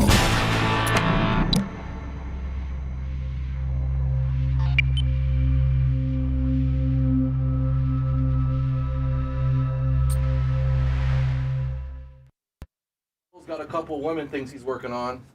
The Secrets girl. And he's going to Secrets Orlando with a chick. Tuttle is. Oh, I need to know that. Okay, so he's going to Secrets Orlando with a chick here soon, and then he's got this little Facebook dating girl he's been talking to on Facebook dating. All right, so hold on. So those are the 2 little insiders I got. Yeah, Secrets Orlando and Facebook dating girl. Yep, 2 different women, I believe. Well, I know. Got it. All right. Hey, Bubba. Thank you, Bubba Army. Thank you for everything. See y'all. Thank Colton, thank you. Or maybe just open your phone to PayPal, because we're having problems with the link. What do you mean? On our link tree and everything, it takes us nowhere. So we just want to make sure we're like what the name is. It's PayPal at thebubbaarmy.com. Or no, here. Yeah. It's here. Let me show you.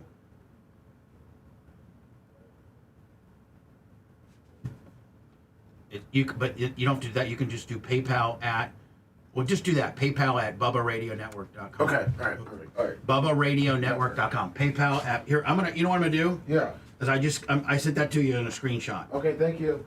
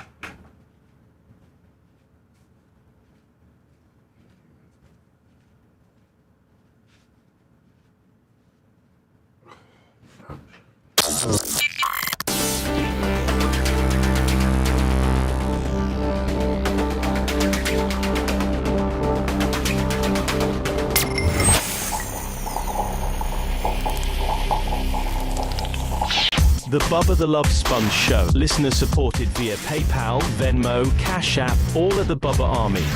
Now returns.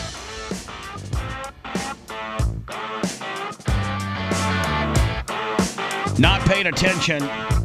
Sorry. Of course, the Johnny K. Woo. Under the Babyface Brigade. 100. And Rarest Iowa on Rumble. Yeah, he's the one who actually let us know that the PayPal link that we had wasn't working. $50. Our PayPal's up and running now. I guess we were having some technical difficulties. Some link issues. I was actually in our PayPal yesterday linking it to a debit card so that I could pay a particular vendor because for some reason it wouldn't take Zelle, but it would take PayPal. But I needed to move some money over from it might have had. I didn't make any adjustments other than add a debit card to our PayPal, but maybe that threw you guys up or something. I don't know. Who knows? It makes it convenient. I got one for my PayPal.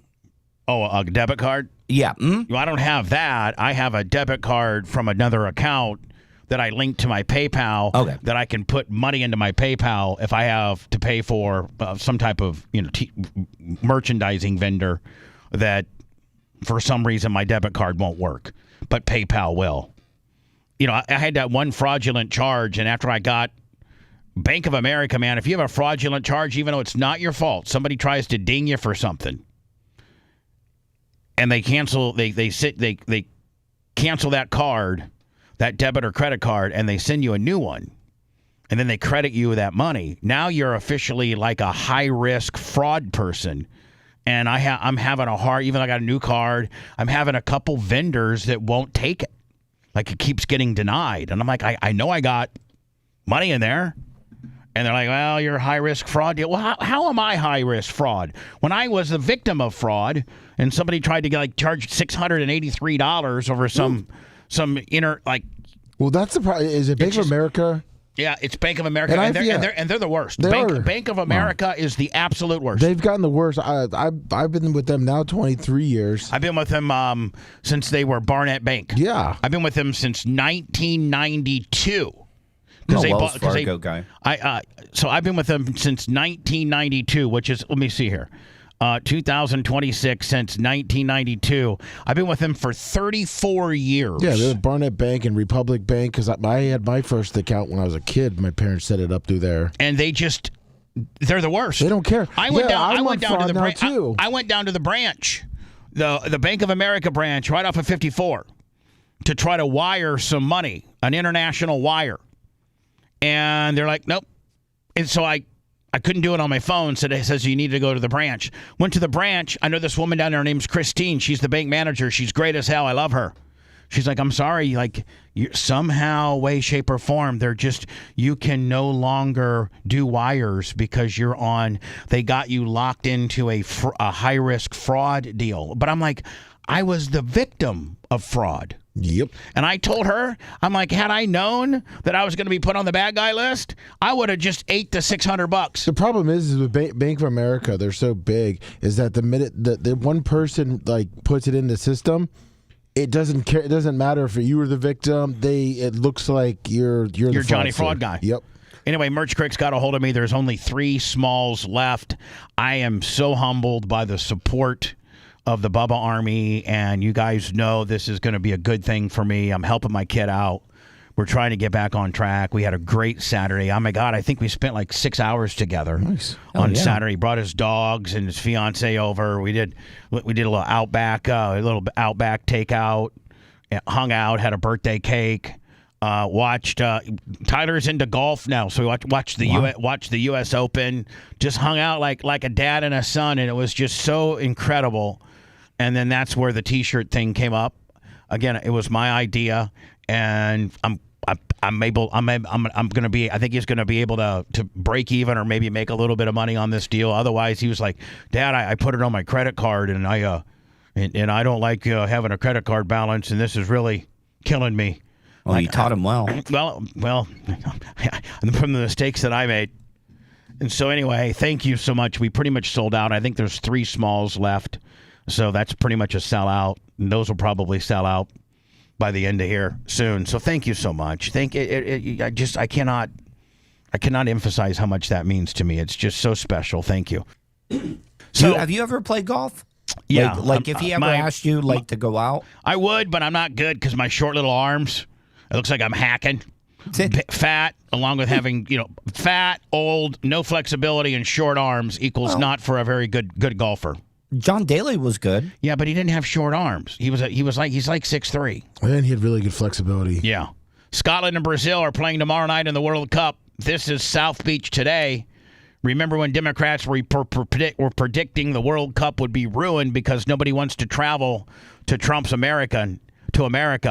Well, and not only is this a large contingency of people that have traveled to our country, but it's people that are, maybe non-Americans want to just get along and be happy that they're the guest country that they're in allows them to walk up and down the street as drunkards, and you can party and you can hang out and you don't see anybody causing any problems.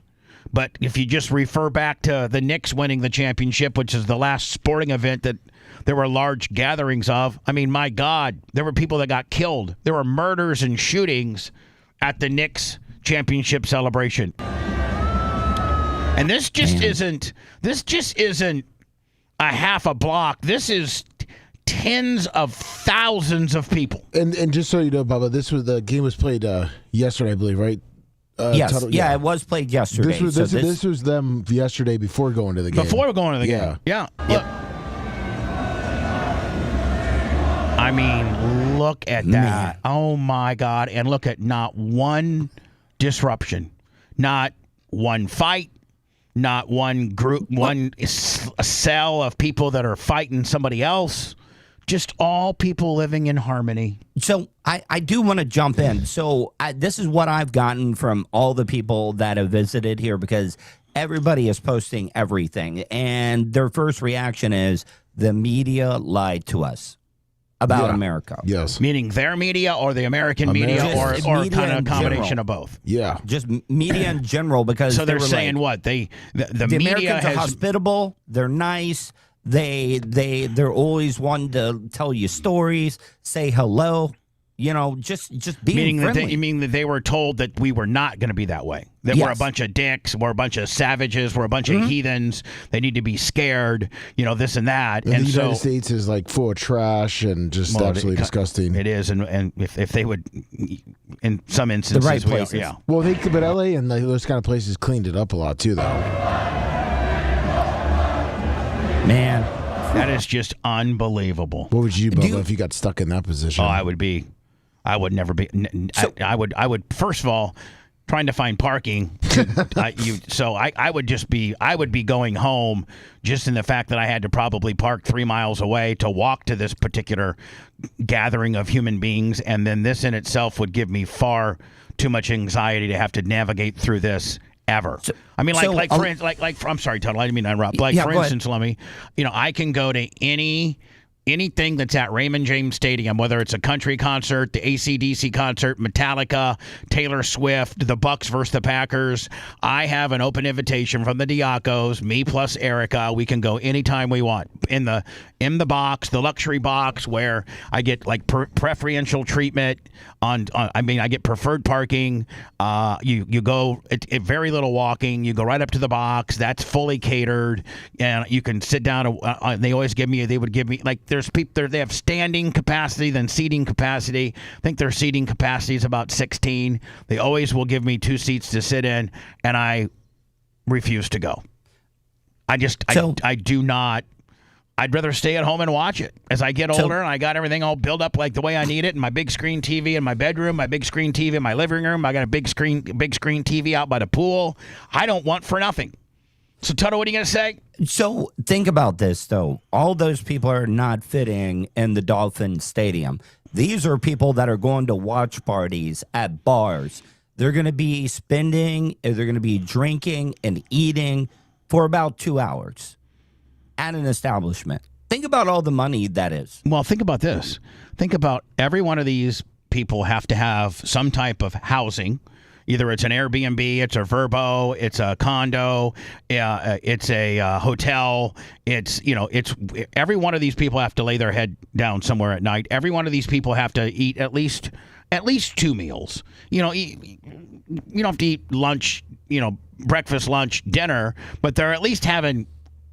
They're snacking, they're stopping by, they're buying fuel, they're renting cars, they're buying airfare. They're having a lot of alcohol. They're going to restaurants. And you're right, Tuttle, not all these people. There's only a small percentage of these people that are actually going to go to the physical game at it's not Joe Robbie Stadium anymore, is it? The Hard Rock Seminole. Yeah. The Hard Rock Seminole Stadium where the Miami Dolphins play. Oh. And so there's only a percentage of these people that are going to go to the game. And then the rest are just straight influx of money into the local community. I mean, it's unbelievable.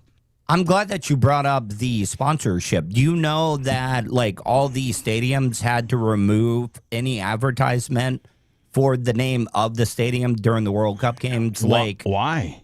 Well, it's like a FIFA rule. They just call it the Miami Stadium. They call it Chicago the Atlanta Stadium. The Atlanta Stadium. So they can't have a corporate sponsorship studio naming rights while describing the game that's going on under the FIFA sanctioning rules. body. Yeah, and that's why you never see any overhead shots of Atlanta, because that's the Mercedes-Benz, and that is basically a part of the structure. Correct. Yeah, it's part of the roof. Yeah, so they don't show any shots from above because of that reason. Now, that reason only. Where has been, arguably, as you're keeping up on all this, where has been the best venue and what has been the worst venue? Okay, World Cup wise. But I just said sorry, talk real quick. Mexico, because I don't know if you were going to talk about Mexico, but Mexico is Azteca. Well, they're totally different than how the U.S. has been acting on fan-wise. They said they're absolutely going insane down there. Much like a Knicks celebration. Yeah. And do you want to know who have become best friends? The Koreans and the Mexicans. Really? Yeah, they become best. I mean, so you're saying country-wise, they become great. Yes. This is South Beach right before the game yesterday at the Miami Stadium.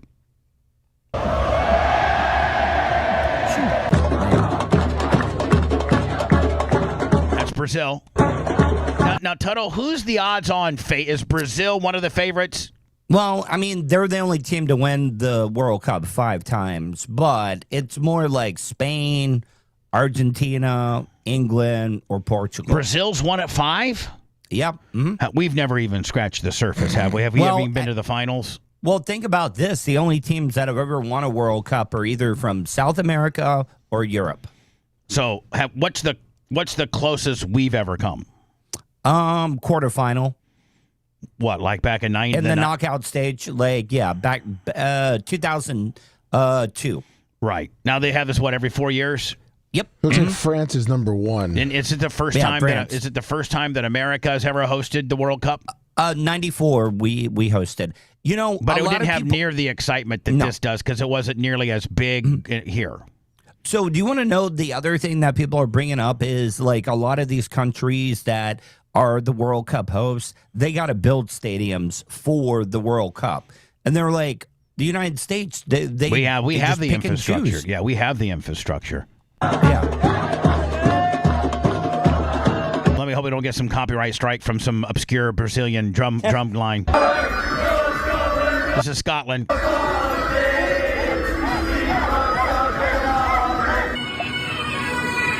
Oh yeah, this is a Scottish World Cup takeover, and then I could find some footage of the latest teen takeover, and it's just really, really different.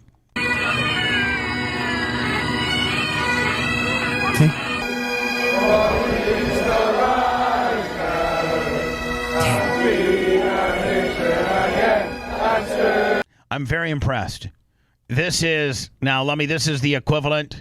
So Mexico now, why is Mexico? They're not hosting any of the games, are they? No, they are. Yeah, it's Canada, United States, Mexico, but United States hosts most of the games. Yes, no, maybe. You might get copyright for. Yeah, I can't play the music, but I can show you the footage. And this is people in Mexico and how they celebrate World Cup. And this guy's, yeah, bullfighting a guy in a wheelchair. Yeah, this is way different than South Beach. This is more like the New York Knicks kind of stuff. Yeah. Jumping through, disrupting cars. That's a police truck. That's a police truck. Drinking vodka on the transit.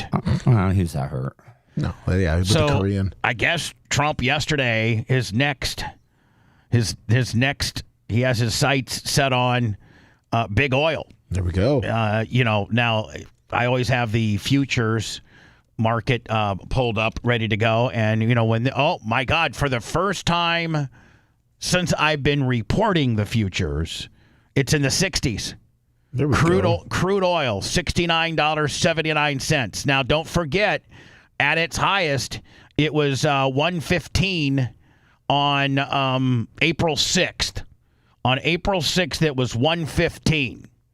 Today, June 25th, it's at 69. So that's almost half.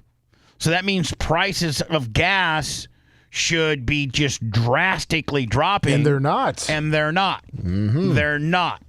They're absolutely not. These big oil and Exxon and Mobil and Shell and BP and all these huge oil conglomerates are not adjusting their prices. And the reason why they went up so high is because we're like, well, listen, it's 115 now, but that's a future.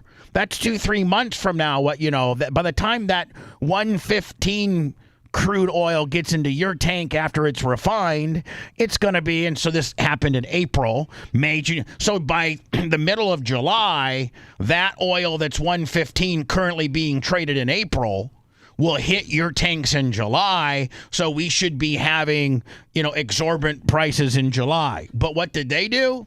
The minute that they hit 115 in April, as it started climbing in late March, after we invaded, Iran, they started immediately, even though the gas, the refined petroleum that they take, obviously crude oil and make it into gasoline through a refinery, even though that stuff that they're currently refining that they're paying $100 for isn't going to be into your local gas station's tanks until 3 months from now, they immediately jacked. Did they not? Yeah. It's like they play both sides of the game. They play, okay, oil just went up, so we're going to jack you, when realistically we shouldn't get jacked for 3 months.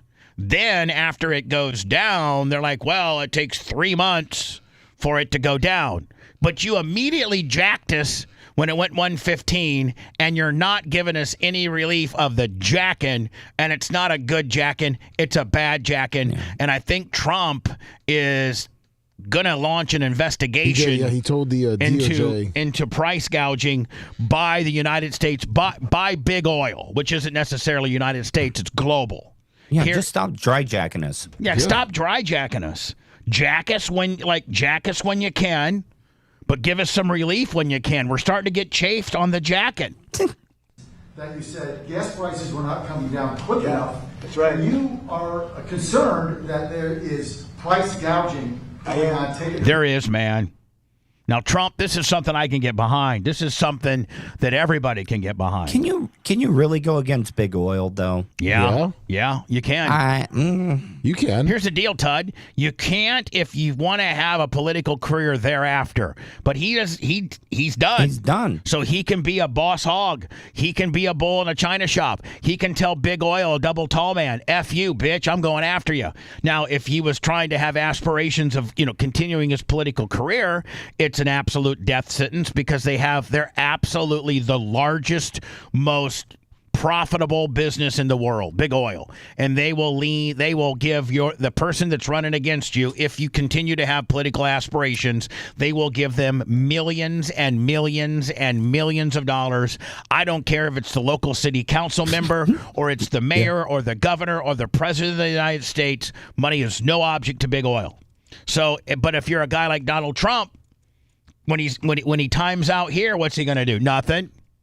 He's not going to be relying on campaign donations or anybody that he's running against. So you might as well really lay. This is a good look for you right now in the midst of what we as a country are going through. Yeah, just like pharmaceutical, he started going after Big Pharma with coming out the cheap pills because he doesn't need the pharmaceutical people. Right. He does. And those are the two largest by far in the world. Big Pharma and Big Oil. You can't get any bigger than that. Advantage of the crisis, sir. Can you elaborate on that? So it's ExxonMobil, it's Chevron, it's Shell, it's BP, it's a lot of them. The gasoline or the oil prices have come down so much, and we are not seeing anything at the pump by comparison to what it should be. We should be, in my opinion. And see, this is stuff Americans can rally behind. Yep. This is something that doesn't matter what your political affiliation is. You're hell yeah. About time somebody's holding these bastards accountable. Nobody likes big oil because they screw with us so much, and we're so reliant upon them. Unless you got a Tesla. I think liberals and conservatives can get on board. Oh yeah, this is something that when it comes to oil. Absolutely. $2.25 right now at the pump. And we're higher than that. That would be nice. And we are doing a big investigation on it. Yeah, they're not reducing the prices commensurate with what's happening. Look, I mean, oil futures right now $69. When they were gouging the hell out of us when it was at its highest, it was 115. Well, I mean, they need to adjust what they're selling us right now to what a $69 barrel of oil costs compared to a 115 because they're still at the 115. My buddy was he worked for a big time oil company. He's kind of high up. He was telling me when I saw him last week, if the governments could step in and kind of control oil a little bit, that the amount of oil we are pumping just here domestically, we should be in the $1.50 mark. Really? Yeah, but that's how much they're tic-tacking us. Well, and also since the government doesn't control it, if China, who needs gas because of the Strait of Hormuz, comes in and says, "Well, we're going to pay this amount," they don't fill the U.S. orders. They jump ship and go right and start sending it overseas because they can charge more. Exactly. we are sending out. Think of it: 19 million barrels came out yesterday. That is a flood. That's like a gusher. That's an oil gusher. And they should be much lower, the gasoline prices, which really is what people see more than anything else, but for their car. But the gasoline prices should be much lower at the pump. And the oil companies are possibly gouging. I hope they're not, otherwise they're going to be in big trouble.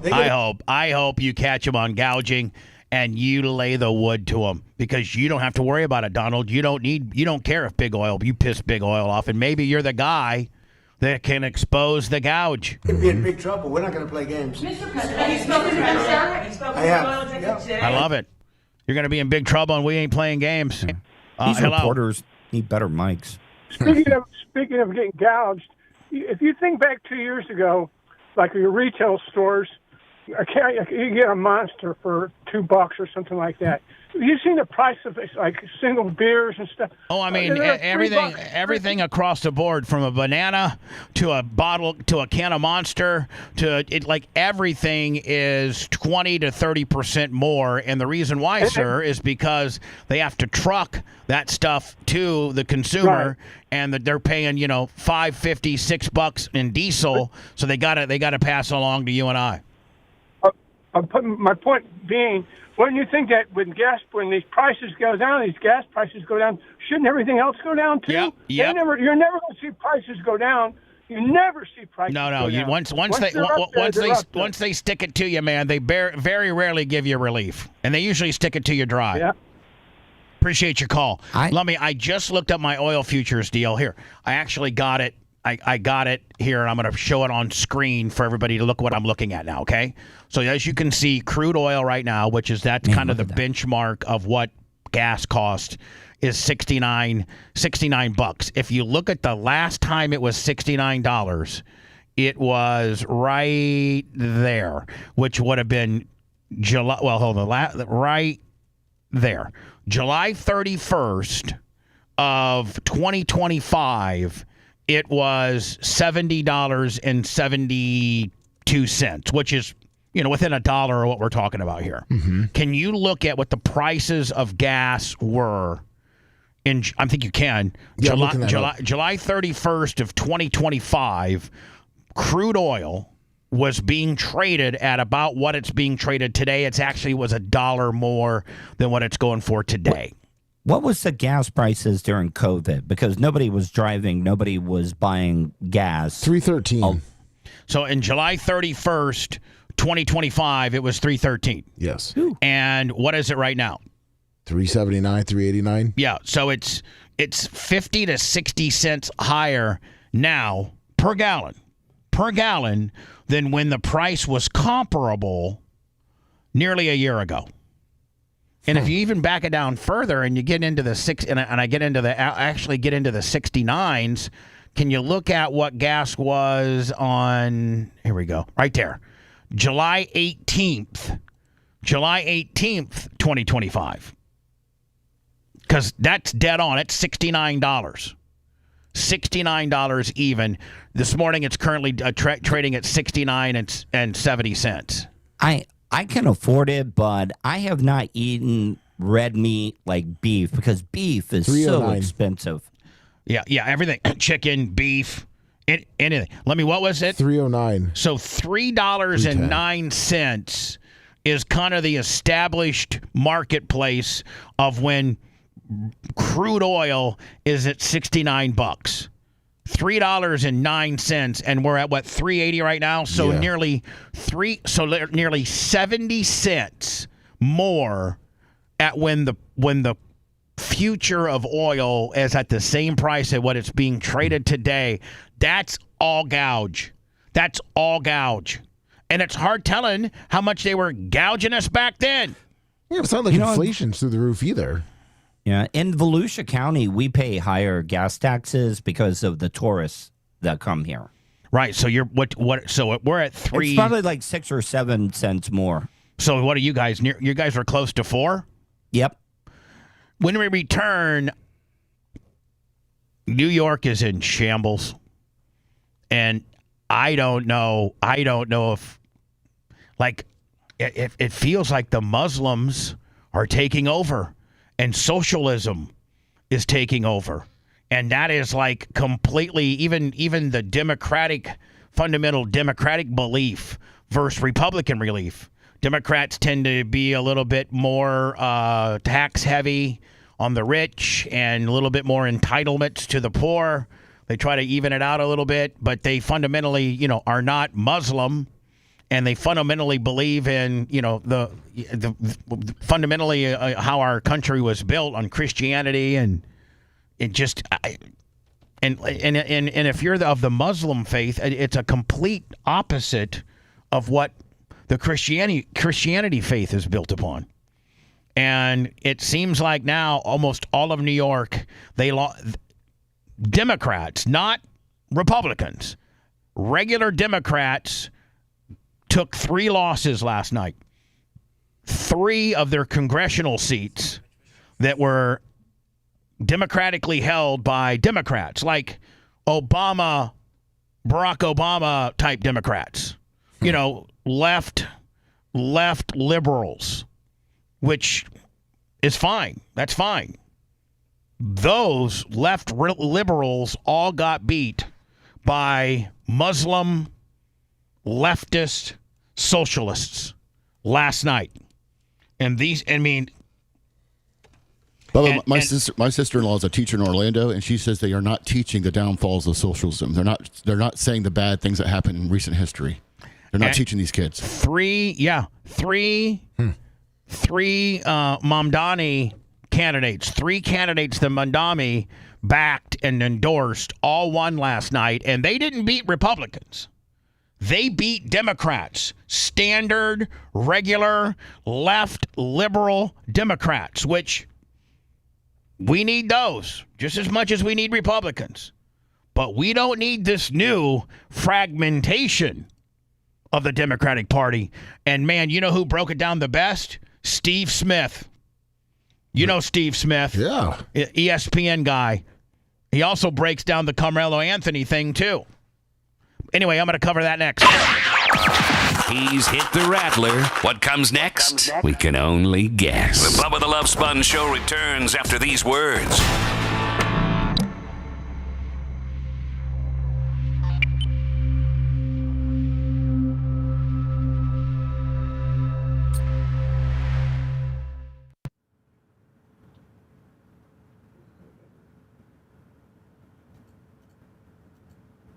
Just waiting for a big wave of New Yorkers coming to Florida. Green-eyed bandit, 94 months. Put the house on the market. Why? The rental. Oh. Sell it to some New Yorker. Let him live by Jane Castor.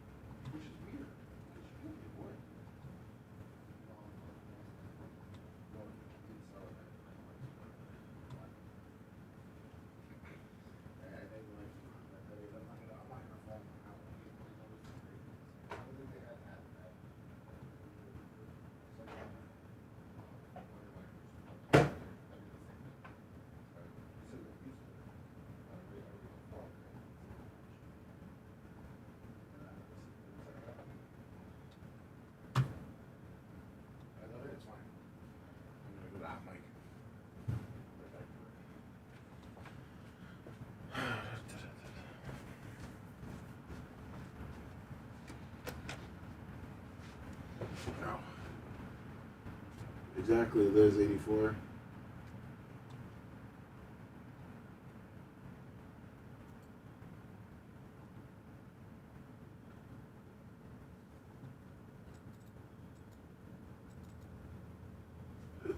BG, thank you, Good Green Eye, David Slave, good morning.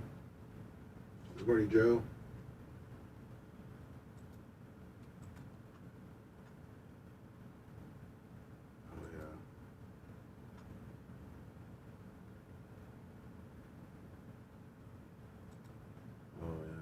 Oh, did you see the Caitlin Clark? How Yeah. they just beat her up? I got it. Yeah. Jesus Christ. That chick looks like a beast. Jesus. Morning, Nick. Is it Atlas?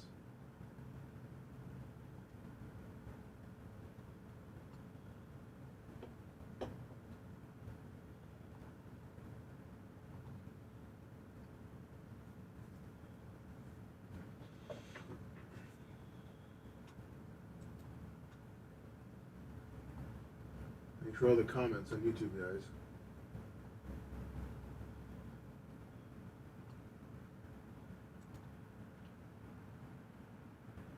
Keep them coming in.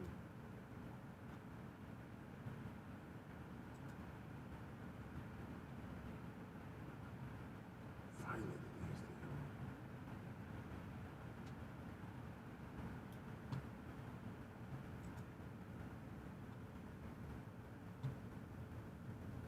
$177,000. Nice. Thank you to Johnny K, the Steel Slinging Madman. John Fragnito, $50. Ron, I'm sorry, Rarest Iowa from Rumble. Thank you. PayPal, Venmo, Cash App. Appreciate you.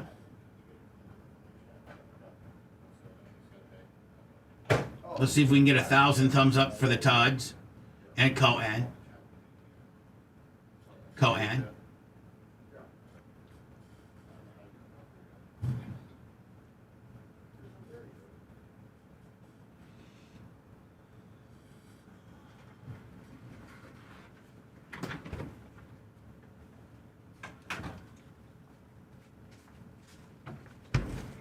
gonna try the mango.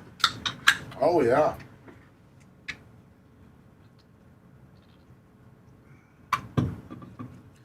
Little different, but I like it. Little too sweet.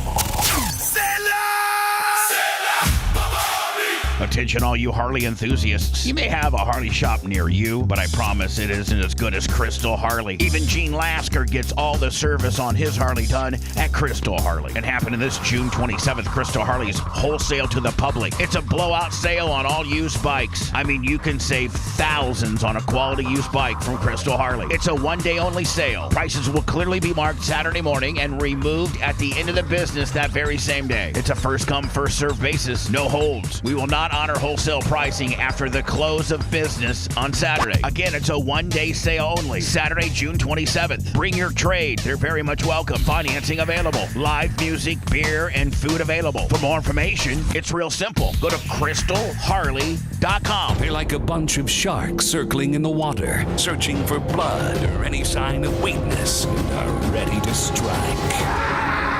This is the Bubba the Love Sponge Show. Lovey and I out of here on Friday at about 10:15, trying to get up there quickly so we can be part of the VIP party at Emerald Coast Harley-Davidson, home of Big Gus and Justin Nunley and Lunkhead. I can't wait to see how big Lunkhead really is. Yeah. I can't wait to hang out. I can't wait to hang out with Nunley. He's a nut job. I love that guy. Yeah, Get you on his golf cart. I don't think Lunkhead's bigger than Lummy. Lummy's 6'6". You got Battle of the Titans. There's not a lot of men that are 6'6". I don't want to see his head because a lot of people don't have an 8 1/4 head. Like, is that what you got? Yeah. Oh, that was he's got. What do you got? About 8 1/4.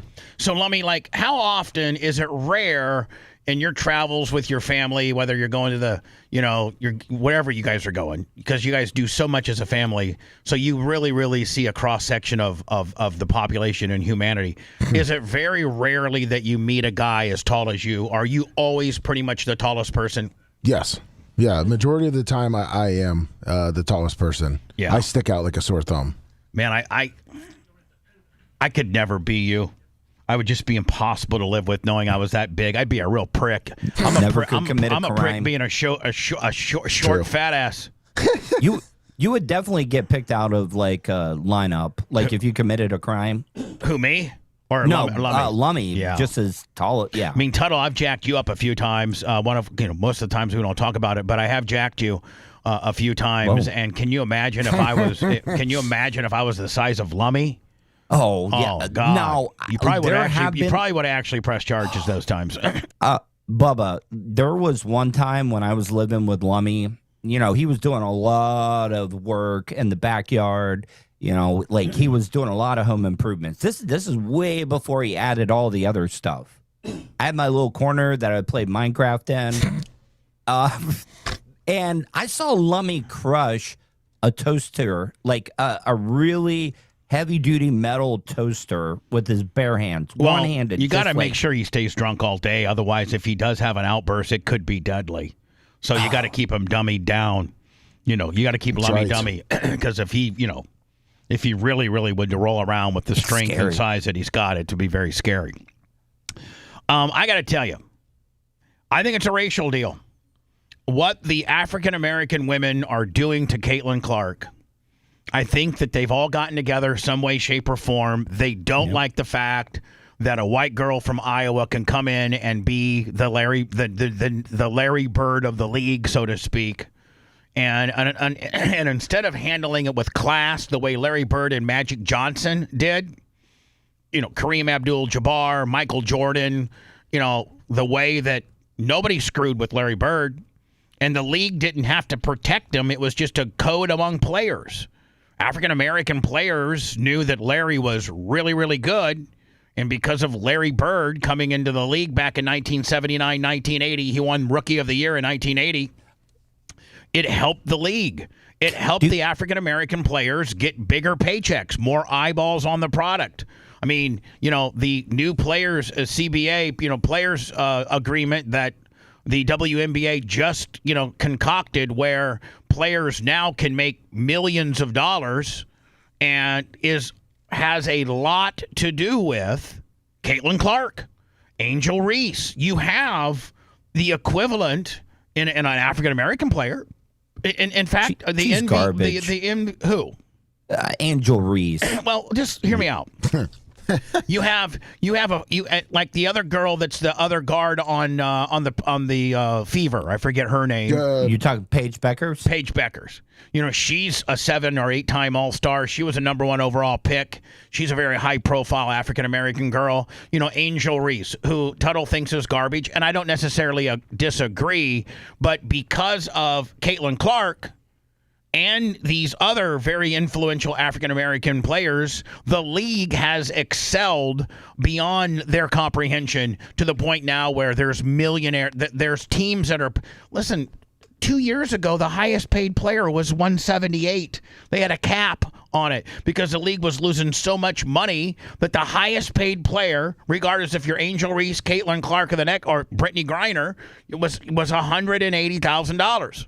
Caitlin Clark, Angel Reese, a couple others roll up in here. They're selling out arenas now.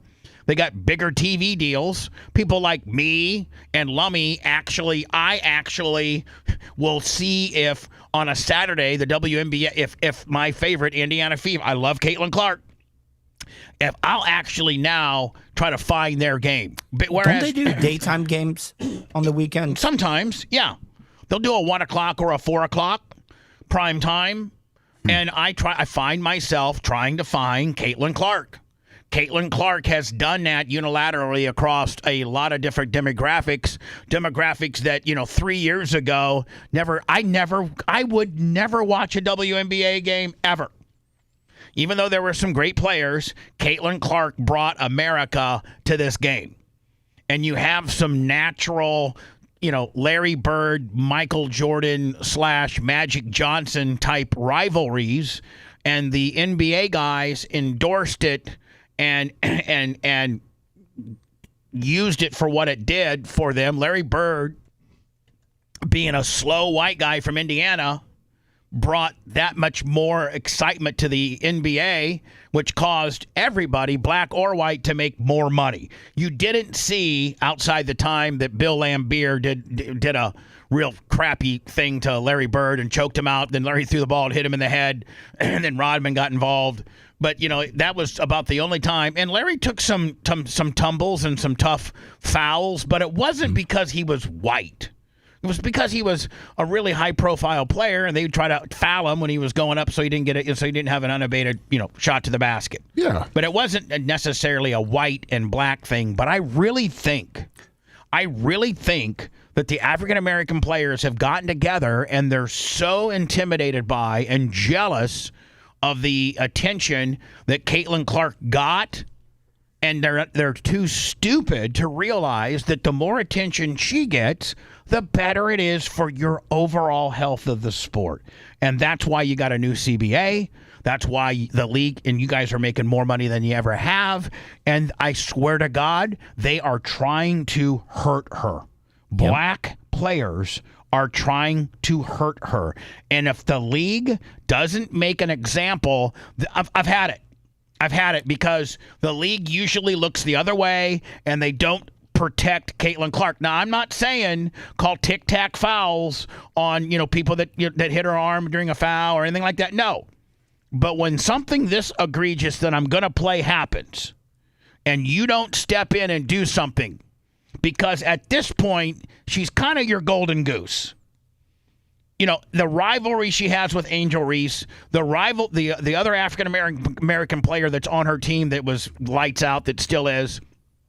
You guys got the WNBA's got such a great thing going on right now, and Caitlin Clark's at, in the top 5 of those great things amongst, value and what they bring, eyeballs and selling out arenas and watching a game. You're going to, if you don't make an example, you're going to hurt her, and she's not going to be able to play again. And then I won't watch it. I won't watch it again. No. Because they need to step in, and when stuff like this happens. Now, if this was a white girl doing it to Angel Reese, oh yeah, what would they do? Oh, well, you're getting Angel Reese would probably come up swinging. 1, and 2, the league would probably step in, and everybody would be far madder than when it's a black girl doing it to a white girl. I'm tired of just the social injustice it is. It's open season on white people. It's like, my Lord, why can't we just score it fairly? Why can't we just treat everybody equal? And so here it is. And at first, it doesn't look like it's that big a deal until you slow-mo it and you see the black girl take her fist and jam it into Caitlin Clark's neck. So it's a foul, and it's just a foul at first. And then the girl that's trying to get the ball, there's 2 African-American girls, and the one girl then sticks her fist. She balls up her fist and jams it into Caitlin Clark's neck, throat area. Chest, neck, throat area. It looks like she comes back to kick her. Watch. So boom, she gets, I guess she gets tripped here. Right there. And it looks like, honestly, to be honest with you, maybe the white girl tripped her. Oh, yeah, no, yeah, it was. It was number 10. So the white girl trips her. So Caitlin goes down. Now listen, now at this point, man, I can see where this girl is in the middle of a move, and her body momentum may take her to Caitlin. This girl is not the one in question. It's this girl. Yep. This black girl that's behind the 10 girl. Now, this girl, I can see where she could have contact with Caitlin because the ball's loose at this point. They have not called a whistle.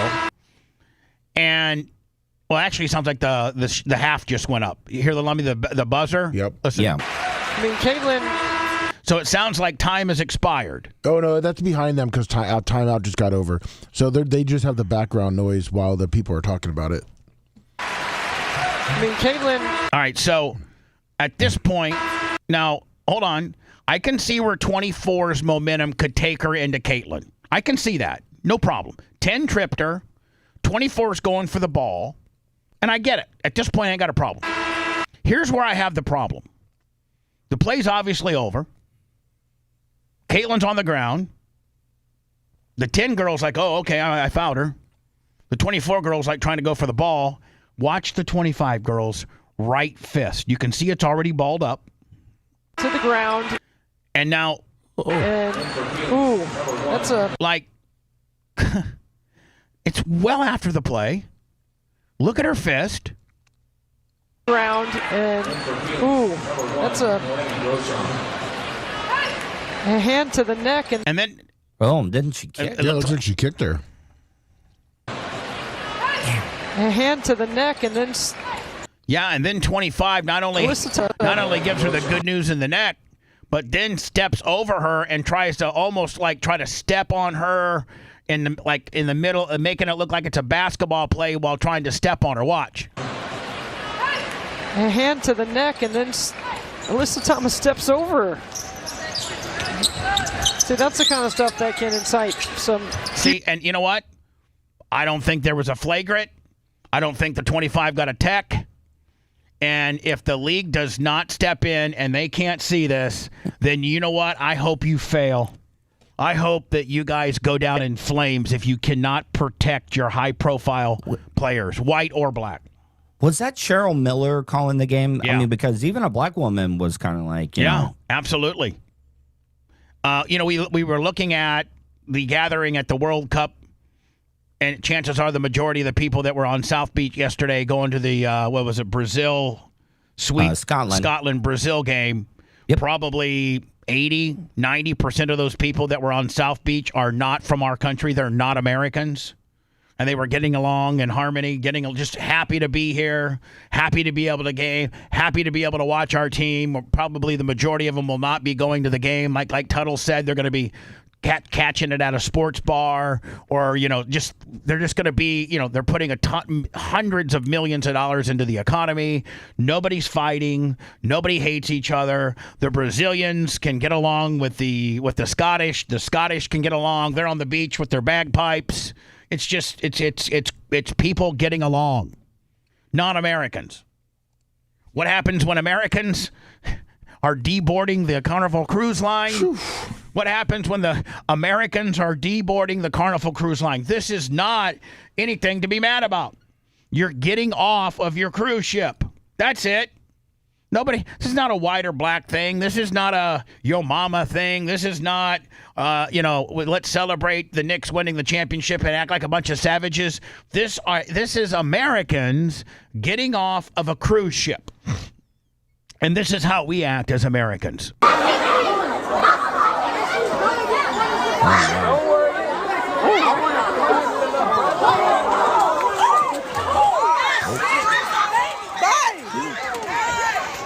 Now, what was this about? This is about one black girl that looked at another one sideways and set her off. And then what's that do? It sets off everybody else. This is how Americans act. This is not how Scottish people visiting our country. This is not how Brazilians that are visiting our country that are guests of ours. No, this is our own homegrown. This is how the new generation rolls. Watch out. In the presence of cops. When I was growing up, man, when there was a cop there is when you just kept absolutely 100% to yourself for in fear they were going to shake you down and find that weed on you or whatever illicit pills you have on. Tuttle had to shut his elbow into a car door in order to get some pain pills. Yeah. That was a good time. This is America. This is America. We can't even behave in our own backyard, on our own soil. We can't behave. I need my shoes. Cops getting thrown down, and again, this is just people that are deep. Is it called debarking? Deboarding. Deboarding. Yeah. This is people just deboarding the Carnival Cruise Line. That's it. What's this, Lummy? Oh, another Carnival cruise from the past weekend. I got this too. Oh, yeah. I'm playing that next. Yeah. So this is the deboarding, disembarking, deboarding of a Carnival Cruise Line. I need my shoes. Let me get my shoes. What's in here? See right here. Let that her.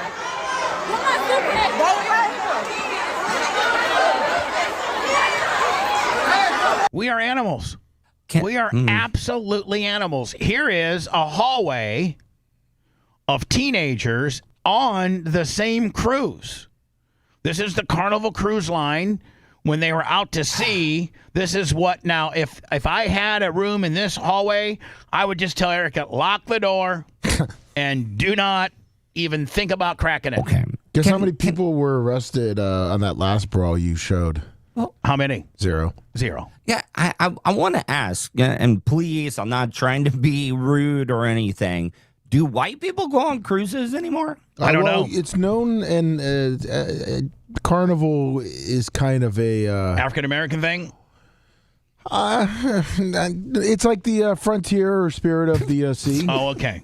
So Tuttle, it's the frontier spirit of the sea. All right, makes sense. And so now this is a Carnival Cruise Line hallway, just a hallway.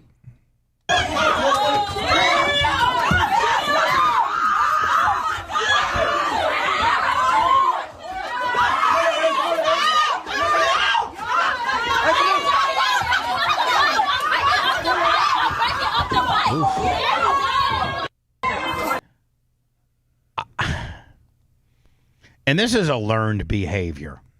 This is absolutely a learned behavior. Here's the beach. I think this is in Charlotte. Oh.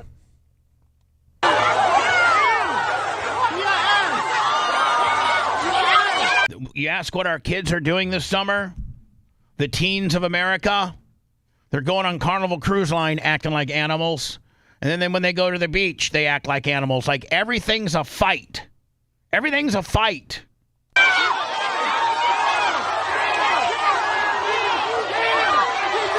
Man, a girl in the yellow bikini just throwing. I could take her. She doesn't reach.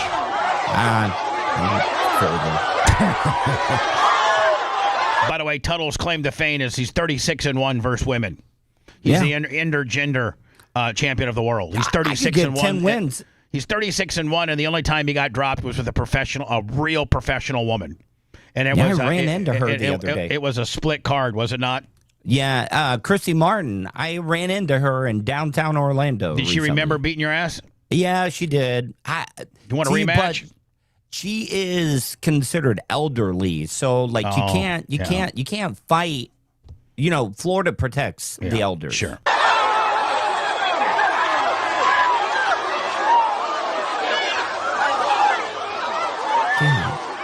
That's what our kids are doing this summer.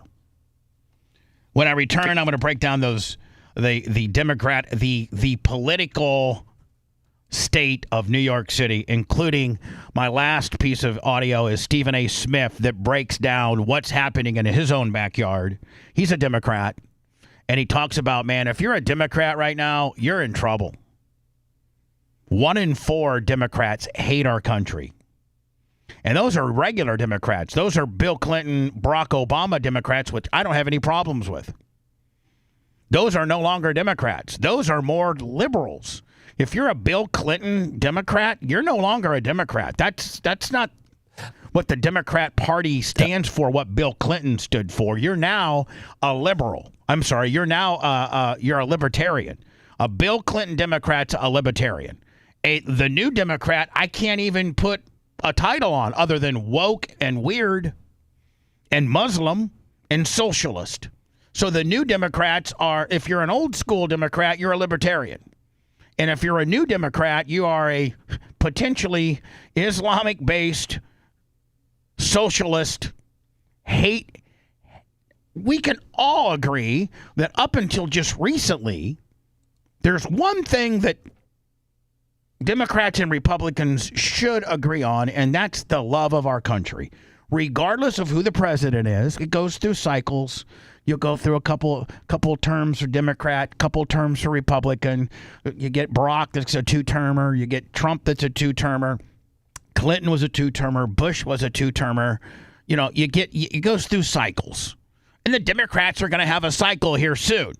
But unilaterally, both parties, even though your guy may not be in power, when Barack Obama was in power, black guy, Democrat, I still loved my country. When Joe Biden was in power, I thought he was horrible. Jimmy Carter thought he was horrible, but I loved our country. I loved our country, and I knew I'd have some relief soon. This buffoon would be ousted out, that people would find a better person. But regardless of who our president is and his political affiliation, we genuinely love our country. We're proud of our country. Not anymore. The new Democratic way is to hate your country, to be a socialist, and potentially Muslim. And New York is almost entirely that, starting with the mayor, and now 3 Congress seats flipped last night. And they didn't flip Republican to Democrat. They flipped regular Democrat, Bill Clinton, regular Democrat, to now this new Islamic, Muhammad, socialist hatred of America.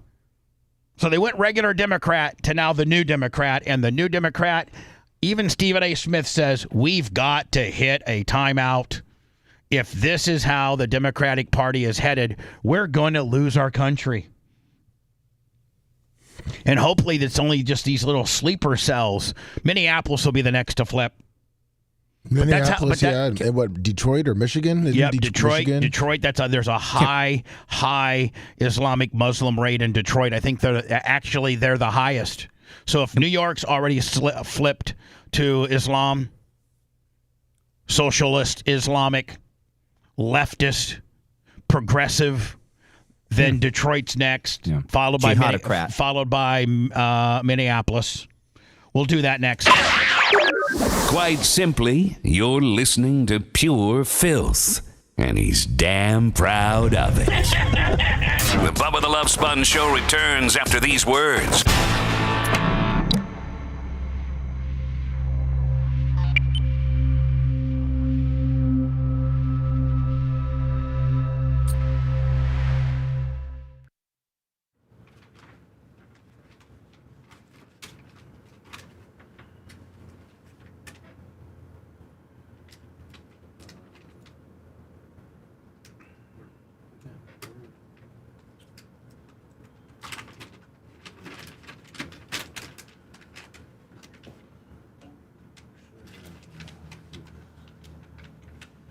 Morning, Dirt Merchant. Uncle Rucky.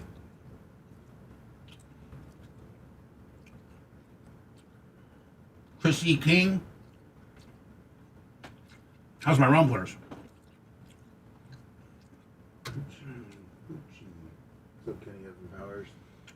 How are my Riz rumblers? Heather Spin Instructor.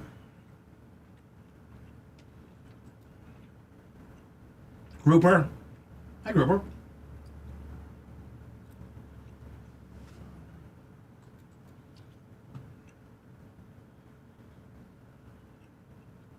Hey, Grouper. Hey, Grouper.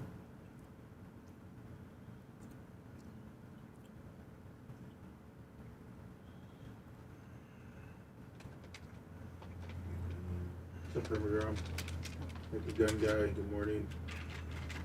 Just Bob from Davenport.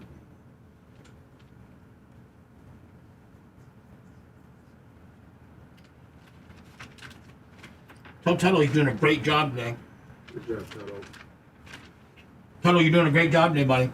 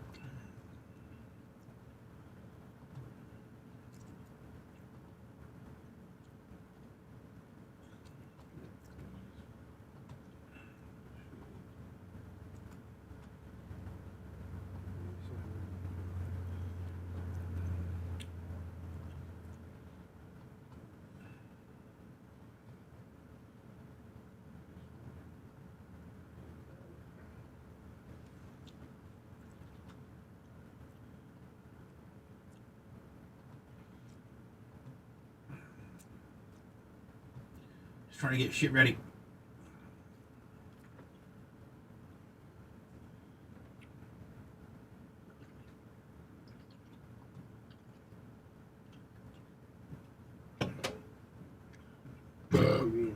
Jacks.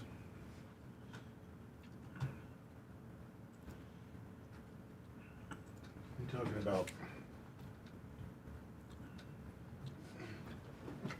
Tuttle's over in the YouTube, chatting away.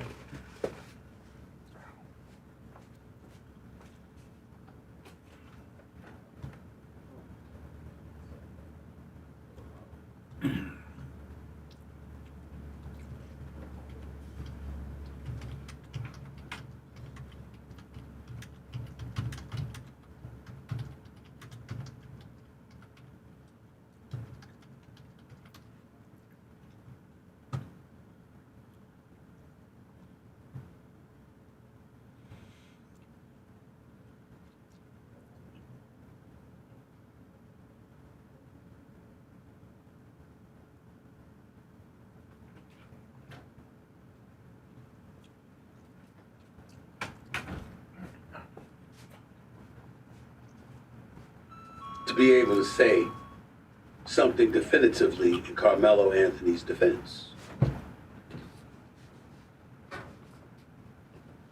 If there was a shred of innocence to the incident itself, I would say so.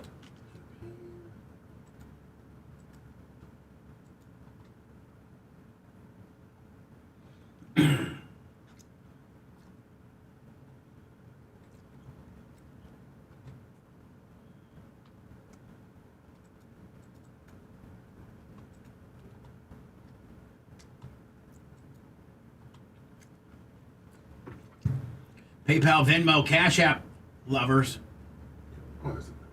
Also, my thumbs up, 761 I got right now.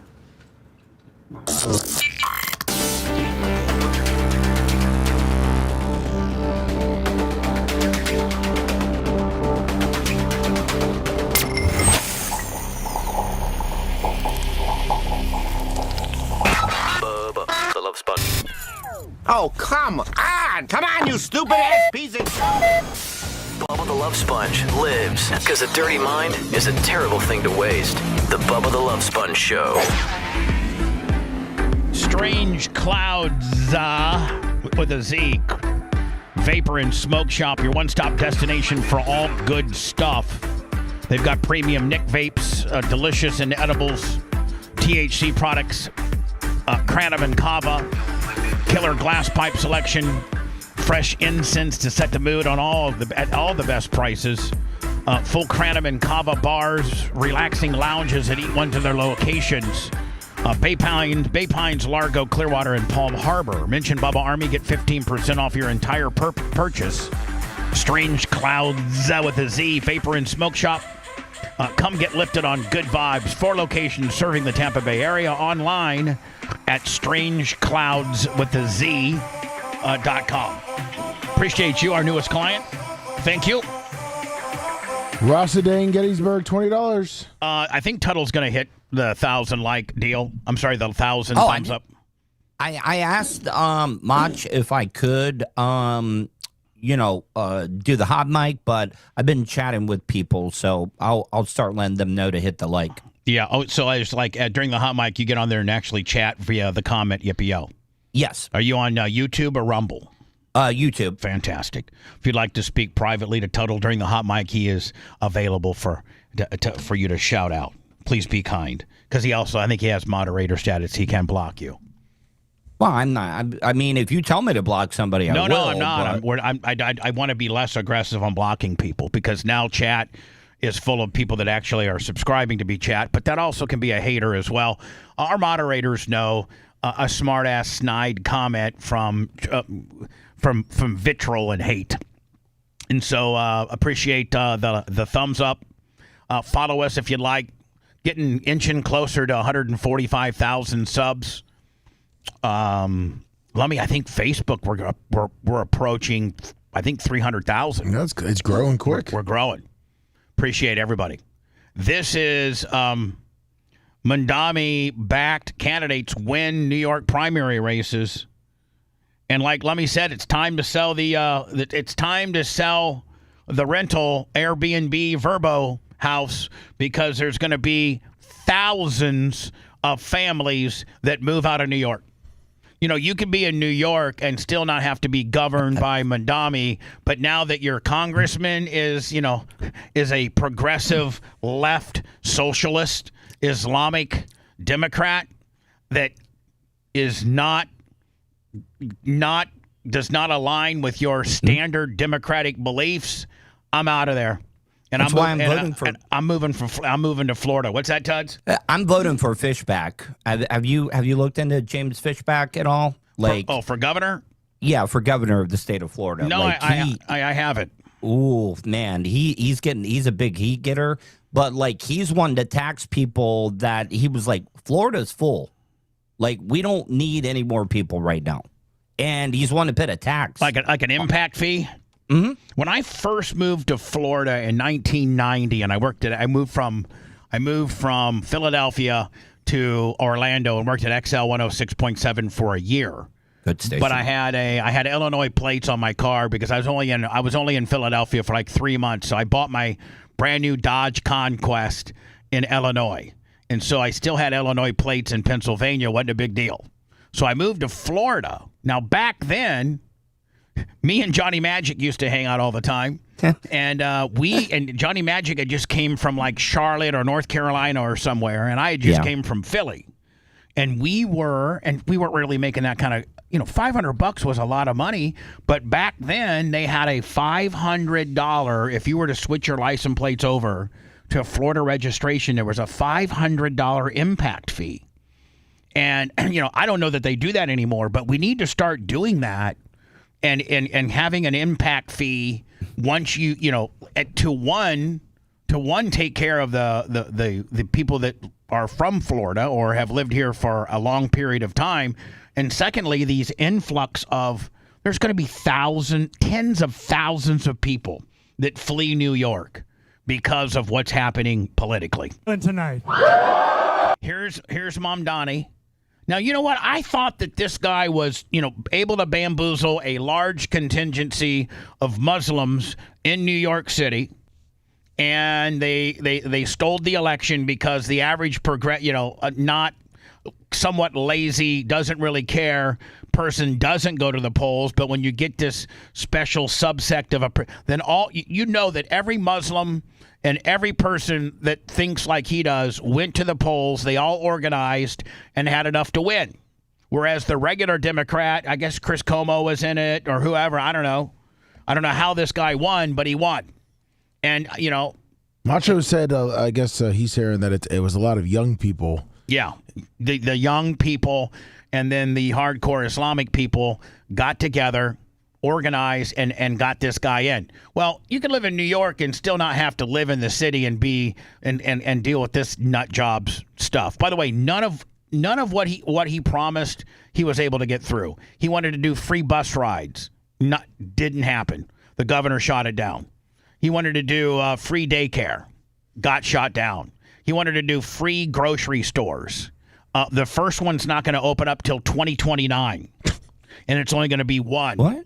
Yeah. Free grocery. David Blair, $37. Kansas City had a free grocery store shut down, I think, after a couple months. Yeah. So Mamdani endorses these 3 Islamic, progressive, leftist, socialist candidates, and all 3 now are going to be in the United States Congress.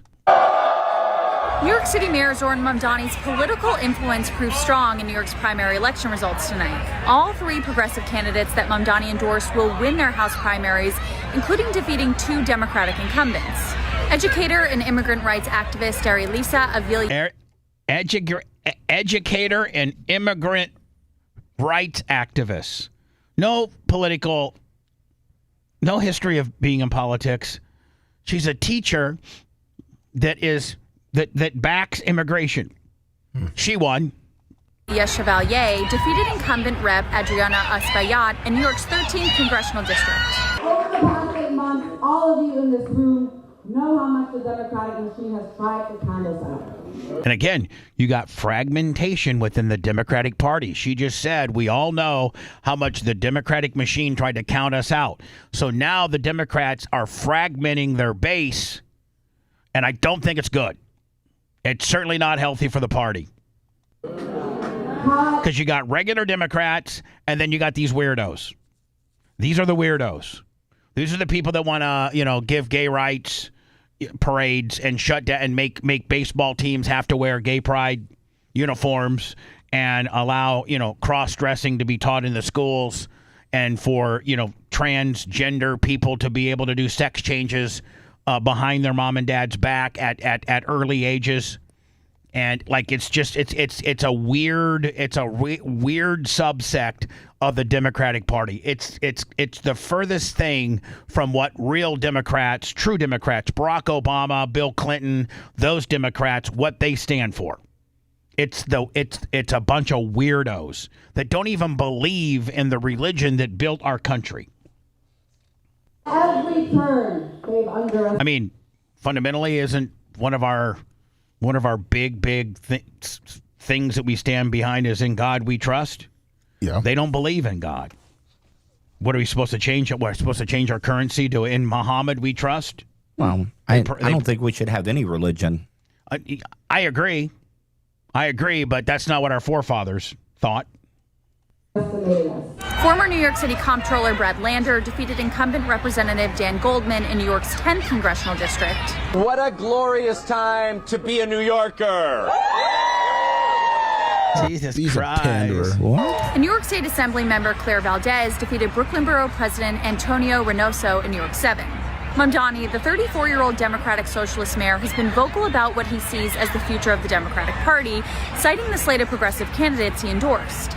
Both Valdez and Chevalier are members of the Democratic Socialists of America, known as the Democrat Socialists of America. Did you ever think that in our country, regardless if you're Republican or Democrat, that we would put a socialist into office, which is completely what our country is not built upon. We're not a socialist country. We're a capitalistic country.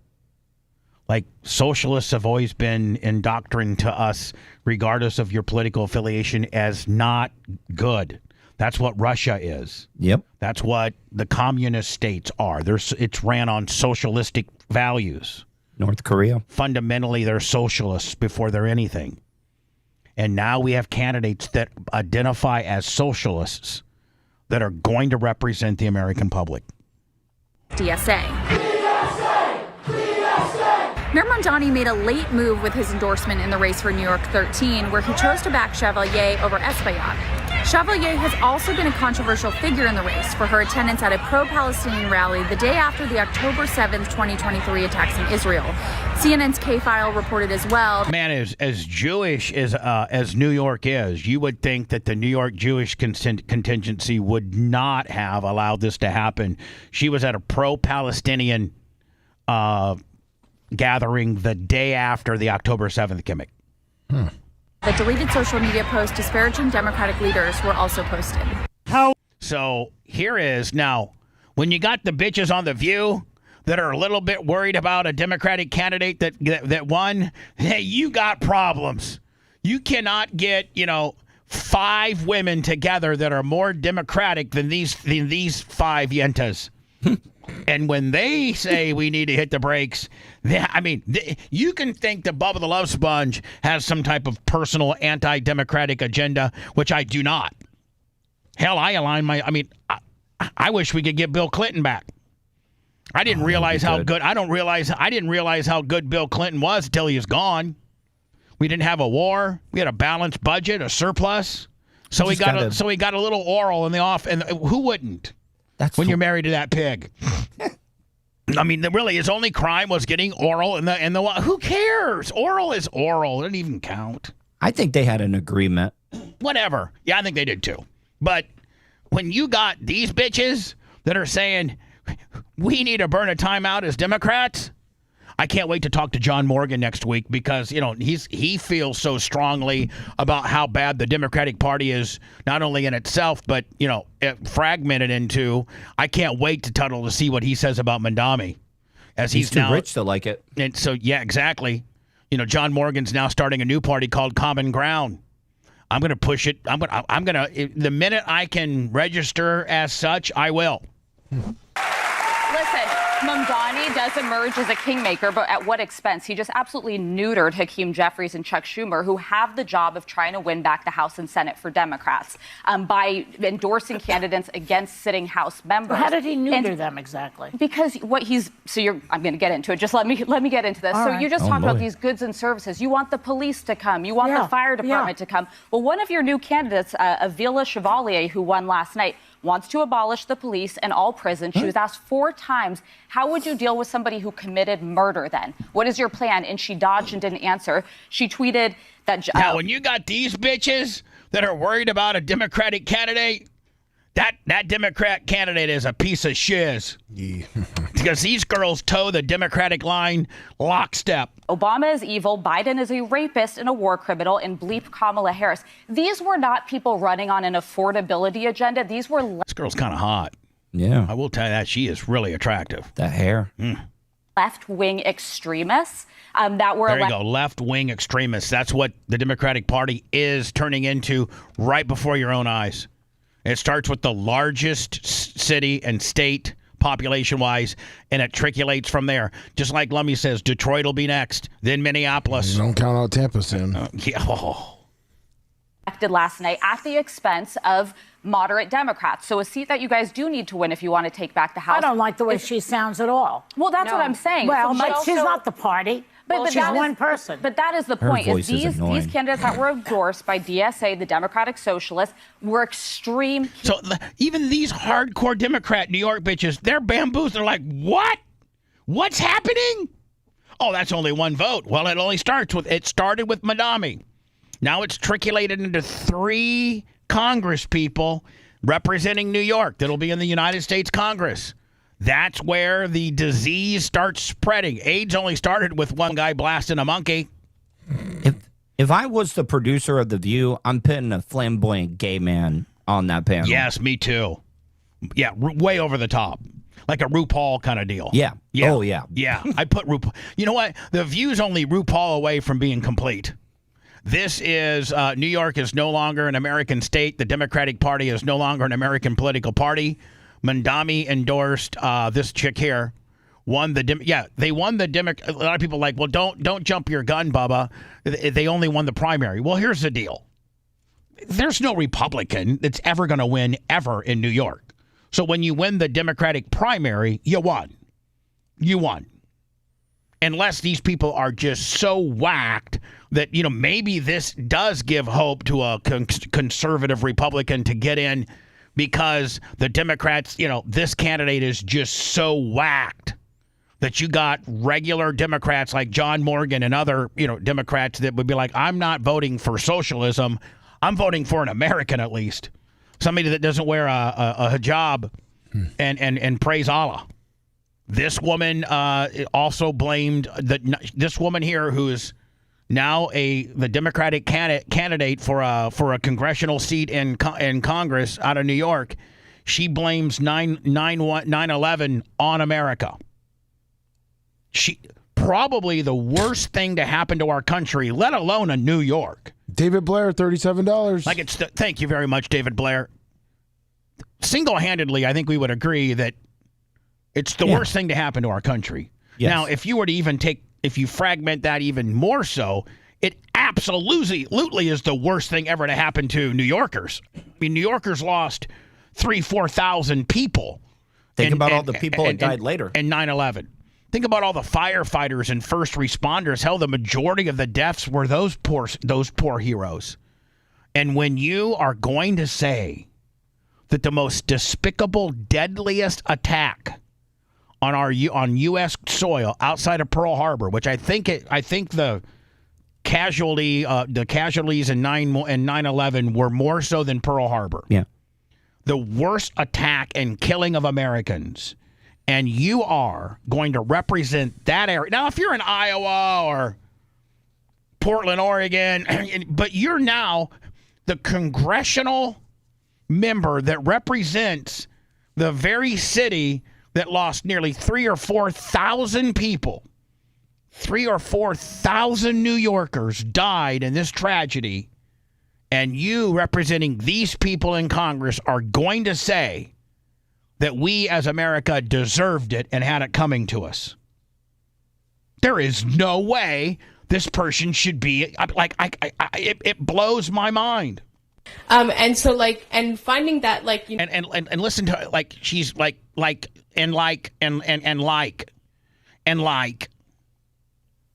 what is she, 25, 26 and I just want to let you know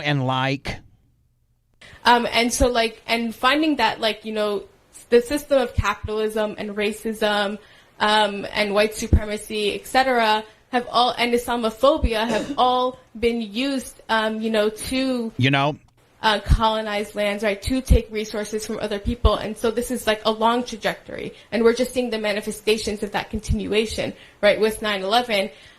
So because of all that, 9/11 happened. Listen how she slips it in. She brings all that up, and then she says... Right, with 9/11. So a lot of times when people are asking us to respond about, attack, right, if you look back, historically, right, right. A lot of us come from lands that were colonized, lands where wars are being waged, right, and a lot of times because of U.S. policy or the policies in Europe. And so I find that we can connect over that, but then also that... the idea that we have to apologize for a terror attack that a couple of people did, and then there is no apology. All right, hold on. You're right. You as a Muslim don't have to apologize for what other Muslims did to our country. That wasn't on you. That was on a select group of people that praise this and worship the same God you do. But by the same token, you can't. And this is mostly a Democratic and African-American thing. You can't put slavery. If we can't put the attacks of 9/11 on you, then you can't put slavery on white people. Because you don't have anything to... You personally didn't have anything to do with those attacks. People that think the same way you do and worship the same God you do, they did it. But that's not on your tab. Just like my family never owned slaves. I don't want to hear slave reparations or anything to do with slavery. So we can't blame 9/11 on you, and you can't blame slavery on us. These are reparations for genocides and for slavery. But you can. You want to distance yourself from the Islamic people that attacked our country, a.k.a. 9/11, but you want slavery reparations amongst African Americans. For like a terror attack that like a couple of people did, and then there is no apologies or reparations for genocides and for slavery, etc., is something that I kind of find like reprehensible. And so now, my man, I love Stephen A. Smith most of the time because he carries so many different big sticks. One, he's a Democrat, and two, he's an African American. So when you start saying that Carmelo Anthony's innocent, and you start saying that, you know, Democratic Party is this or that, Stephen A. will bring you back to center. A lot of people don't like him, but this is for the very reason that I do like him. I may not agree with, and say, yes, he is annoying, but he also makes a lot of sense sometimes. And you got to put up with the annoying aspect of him sometimes to be able to get to some of these hidden gems that he speaks of, because he doesn't care. He doesn't care if you think he's annoying. He doesn't care if you like him. He doesn't care if you should say he should stick to sports. Occasionally, he'll pull something out of his ass that's brilliant. Ladies and gentlemen, let me be very, very clear. If the Democratic Party becomes the likes of Zoran Mamdani, who, by the way, I like, not trying to throw any shade on him or anything like that, but if the Democratic Party becomes him, you have no chance. You have no chance on a national basis in terms of the presidency. In Senate seats in the House, you have no chance. You have no chance. I want to be very, very clear about that. You might have a Democratic Socialist sprinkled here and there, but that ain't what America is. America's about capitalism. America's about dollars and cents. America's about an economy, a flourishing economy. Okay? And you know what it's not about? Free stuff. Somebody got to say it, so I'm going to say it. Somebody got to say it, so I'm going to say it. Ladies and gentlemen. I mean, is he not right? Yeah. Dead on. If this is where the Democrats think their party needs to go, good luck. You're done. And maybe go right. Maybe that just adds fuel to the fire of the John Morgan-based common ground. How many Democrats are going to abandon the fact that they're turning into a socialistic party? I mean, they're actually electing people that identify as Democratic Socialists. That's how AOC is. That's how they describe. They're not trying to hide behind it. They're not trying to say, "Oh no, we're not socialists. We believe in capitalism." No. They're saying we are Democratic Socialists. Stephen A. Smith can't say run for president. No, yeah, he can. No, he can't. No, he can't. I didn't know if he was born. No, he was born in I forget, somewhere over in Africa. Oh, but Stephen A. Smith's right. You may be able to pick off some sleeper cells, maybe Detroit, Minneapolis, Portland, Maine, Portland, Oregon, Portland, Washington, wherever the hell it is, L.A.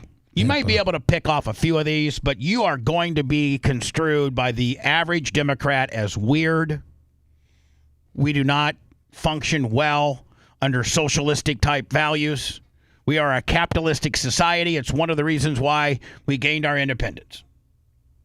And we're not about to give that up now. And there's not enough support nationally to keep this weird thing going. The people in Iowa, Indiana, Kentucky, Georgia, Louisiana, Florida, Mississippi, Texas, you're not going to get anybody of any of the largest states, red, and even blue, even moderately blue states. Arizona's a flip-flop state. Nevada's a flip-flop state. You're not going to get anybody to support Islamic socialism.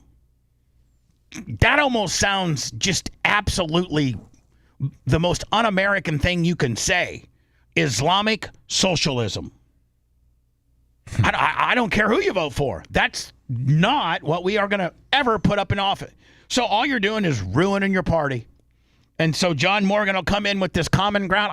I don't know if it's going to be a thing or not, but automatically it's going to be a self-builder in the fact that the Democrats are just absolutely fragmenting their party. I can see about 100 billboards popping up. Yeah. He loves the billboards. Oh, he does love the billboards. When His we commercials return, are good. this guy here has been one of these guys that said that the Austin Metcalf guy fell onto the knife. That Carmelo Anthony did not stab him. That he tripped and fell right onto the knife. And that Carmelo Anthony just had his knife right here like this in a fixed position. And that Austin Metcalf just fell on it. Who, Dr. Umar? This guy is... Oh, he's a nut job. He's a straight... And you know what he is? He's a race baiter, too. Is that what you were going to say, Tuttle? Like, this guy race baits. Him and Shane Gillis are in like a feud right now. The guy, the comedian, because he called him like a Neanderthal over some jokes and stuff, and he was like, Dr. Umar has a school too. I don't know if you know that, like where he indoctrines, young Americans to think exactly how he thinks, like almost like a Jerry Jones, kind of like Waco, Texas, kind of cult like deal. Well, I mean, it's a school where, they teach math and all that stuff, but, it's heavily towards one, particular thing. So listen, Tuttle, I did want to thank you for you and Kristen's podcasts. You guys have been killing it. Oh, thank you. And Lummy and I just talked about today us doing more content. Lummy and I are going to start doing some food reviews. Lummy's going to start doing his Friday recap. Yep. His Thursday sports show. I got my buddy Pete that I'm starting a new podcast with. I got one in the can. I did 3 Break It Down Bubbas yesterday. I got Lana Turner, Ralphie May's wife. She's gonna be in on this coming Monday, Lummy, in studio. Oh, nice. The premiere of her new documentary is going to be shown down in Sarasota. I think I forget what day it is, but she's going to be in the studio next week. I got another dude, Oliver Stone's son, Sean Stone, just did Tucker's show, and I got him as a guest, and then I got 3 other podcasts so I give these guests 2 options. Do you want to be on the morning syndicated show, of which I can block out 30 minutes?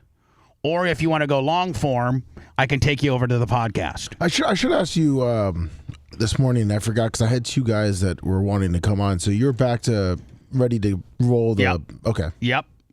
And start booking me. Gotcha. And Mondays and Tuesdays are probably the only day that I can't, because those are days I'm going to probably be doing with Pete. Yeah, I was going to shoot for like a Wednesday. Yeah. Wednesday, Thursdays, I'm wide open. Those are going to be my taping days. All right. But we're going to start churning out a lot more stuff. And I wanted to thank Tuttle and Kristen. Their podcast is doing well for us. Thank you, Tuttle. It's great. You're welcome. I actually have listened to a little bit of it. I got to tell you, Tuttle, she's kind of got the it factor. Yeah, no, I mean, she jumps, like, she's not like... You can tell that she's been on a mic before. You can tell that she knows how to tell a story. And you guys gel well together. We did a NASCAR show for like 2 years. Unfortunately, you're not getting any of that ass. And unfortunately, you're still married to her. I don't like that. I mean, I'm pulling for you. And let me, the over-the-line guys, too. Yeah. Thank you guys for giving us... There's a lot of Bubba Army that listens to every piece of content or watches every piece of content we put out. And if you're a member, either on Bubba Army HQ or on our YouTube channel, you can pretty much have access to it all. Now, today... Also, the Lana Turner is July 17th. Yeah, in Sarasota. Yes. And she's going to be on the show Monday the 13th at 9 a.m. here in the studios. Perfect. So the other thing I was going to say, you completely did me dirty there. I was going to say something now. Damn it. Sorry. Asshole. It's about doing new content. Everybody's doing new content. Oh, no, let me. Aren't we supposed to start beta testing the app today? Yes, we are. Yeah. Just waiting to get it in our email. Right. We're supposed to have the app today, probably no later tomorrow, for us to start fiddle messing around with it over the weekend, trying to find bugs, trying to find issues so that they can fix them, and we go to market in 2 weeks. But we're supposed. Can I get a test version? Yeah, absolutely. We'll give you the beta and just peruse around it. And if you find a hiccup or a bug, let us know. Get it, Tuttle, trying to trip it up. Find something. And you're good at that, man. I mean, if there's somebody that can find something wrong with something and irritate, it's you. You're the irritator. Anyway, I'm excited about that. I wanted to thank Kristen and Tuttle and the Over to the Line guys. And Lummy and I are going to start stepping it up with food reviews. Lummy's also going to start doing the the Thursday sports show, and the Friday. Who's going to do your weekend review with you? I may try to get just a different person every week. Even Gary, but he's been busy. But even having him on from time to time. Oh, I think is it just an hour? Yeah. Tuttle. Okay. I mean, if you ever need me to jump in, like I can. Tuttle's the utility guy, man. Perfect. He can play short, but he also can play right. And but he can't pitch. I'll put on. Well, I mean, I'd be good that, but I mean, I'm pretty efficient with the first base mitt. Are you? Yeah. Let me the Rays actually won last night. I know they beat the Royals. So the half-ass Royals. Yeah. I think they're. By the way, I got another nice little $100. Colton and Tuttle. Nice. Got my Tiz T-shirt. Michael Rose. Is it Rozier? Rocher? Yeah, that sounds Michael right. Rozier. Thank you, my friend. Appreciate you. And just so you know, hot dog. There's not enough soap in the world to make him clean up his act. Get out of my sight! You're listening to the Bubba the Love Sponge Show. Put yourself over.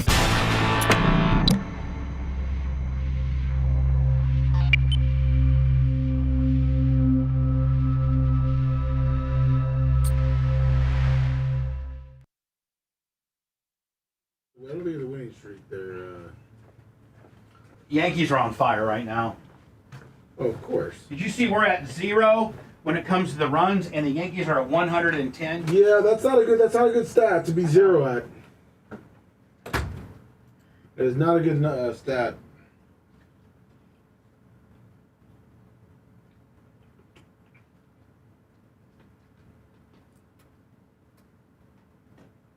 Who is this guy?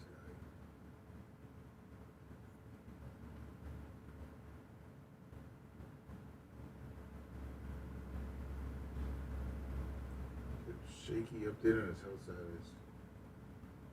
Arrested, faces felony charges.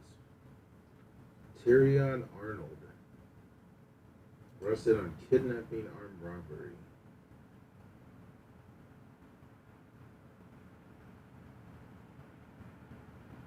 Western Florida, Wednesday, Tampa Police Department. Oh, I rented an Airbnb. That's great. During their stay with Arnold and house of burglary, further some more $8,000 necklaces.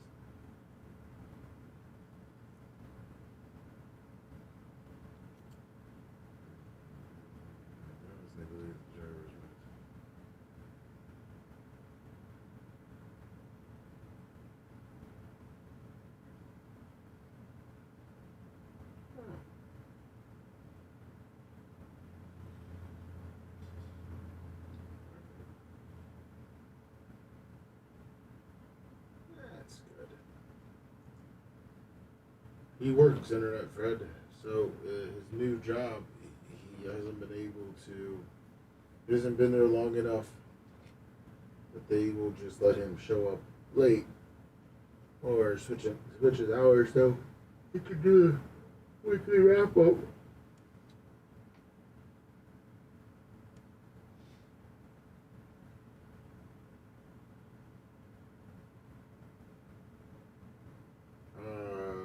I don't know, Steve's yeah, I like to, but Steve's as flaky as flaky.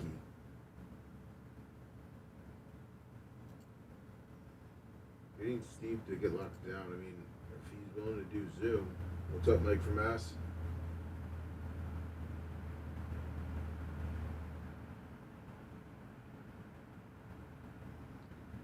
I got left. Instagram. Yes. I gotta go next one. Next break.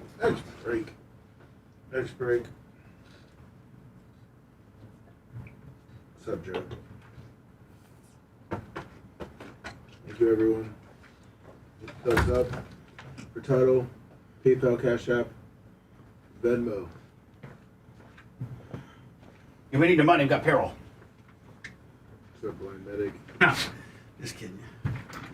What's up, Iggy? Ig, how are you, bud?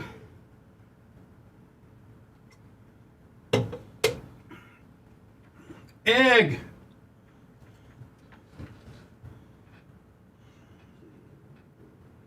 I think we got a cash. Did you get the cash? Is it coming in?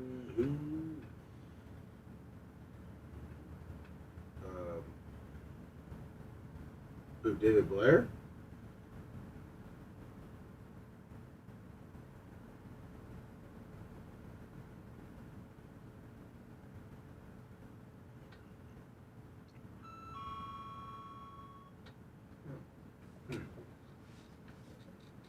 Rob Green, you got him. Yeah. And then that David Blair. Yeah, I got David Blair, 37. Chub it up. Yep. I don't think have we had any Venmo action today? No. Venmo's lonely.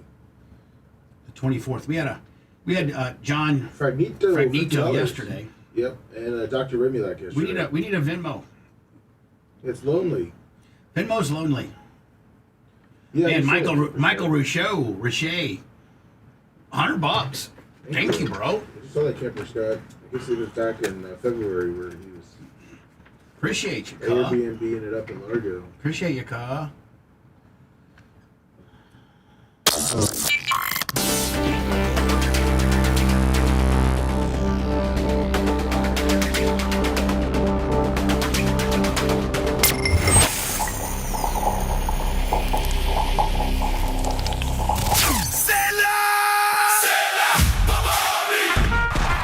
My fellow Americans, I did not cross the Delaware, defeat the British, and help found this great nation so you could pay $250 a month for cable television. Taxation without representation was bad enough, but streaming subscriptions without end, that's tyranny. Sports packages, movie packages, premium channels. Every month another charge attacks your wallet. This Independence Day, declare you're independent. With a box from GetAbox.com, you buy it once, and that's it. No outrageous cable bills, no endless streaming subscriptions. Just connect it to your Wi-Fi, plug it into your TV, and enjoy thousands of live channels, sports, movies, and entertainment. The Founding Fathers fought for freedom. Now it's your turn to fight for your bank account. Visit GetAbox.com today. Use promo code BUBBA and save $25. Declare your independence from outrageous TV bills. GetAbox.com, promo code BUBBA. Well, explain yourselves. Just like a six-pack of cheap Yiddish beer. That surprised me. You look like a typical low-life character to me. The Bubba the Love Sponge Show. Much love to Tuttle for stepping up and helping us with the empty chair. Colton was here, but he's got a big boy job. He's going to be here for an hour and 15. Thank you to you, Colton. Appreciate you, my friend. Venmo's not lonely. Grouper Lips 25, Uncle Rucky 10, and Arnold Winehold $50. All of you, man. Thank you for the Venmo, Willie. I heard the commercial for Get a Box, and I have one. I've had it for like 3 or 4 months, and you want to know what's great? Is that they updated their software where they got a whole World Cup section. Yeah. The second box, as soon as you turn on the screen, the second box is nothing but World Cup. Like anything. And make it easy. You don't have to navigate around nothing. It's got its own subsection, World Cup Willie. And boom. I mean, so like, without getting too far down the path, is it not everything that we say it is and then some? Oh, yeah. Like, I mean, I spent 2 hours last Saturday just going through as much as I could, and I still had a lot of meat left on the bone, just favoriting putting in my favorites category of things I'd like to get to. I spent 2 hours doing that. I mean, they got everything. Oh, my God. If it's on TV, they got it in some way, shape, or form. And you're right, Tuttle. They've even streamlined it because a ton of people are into the World Cup. And here's the deal.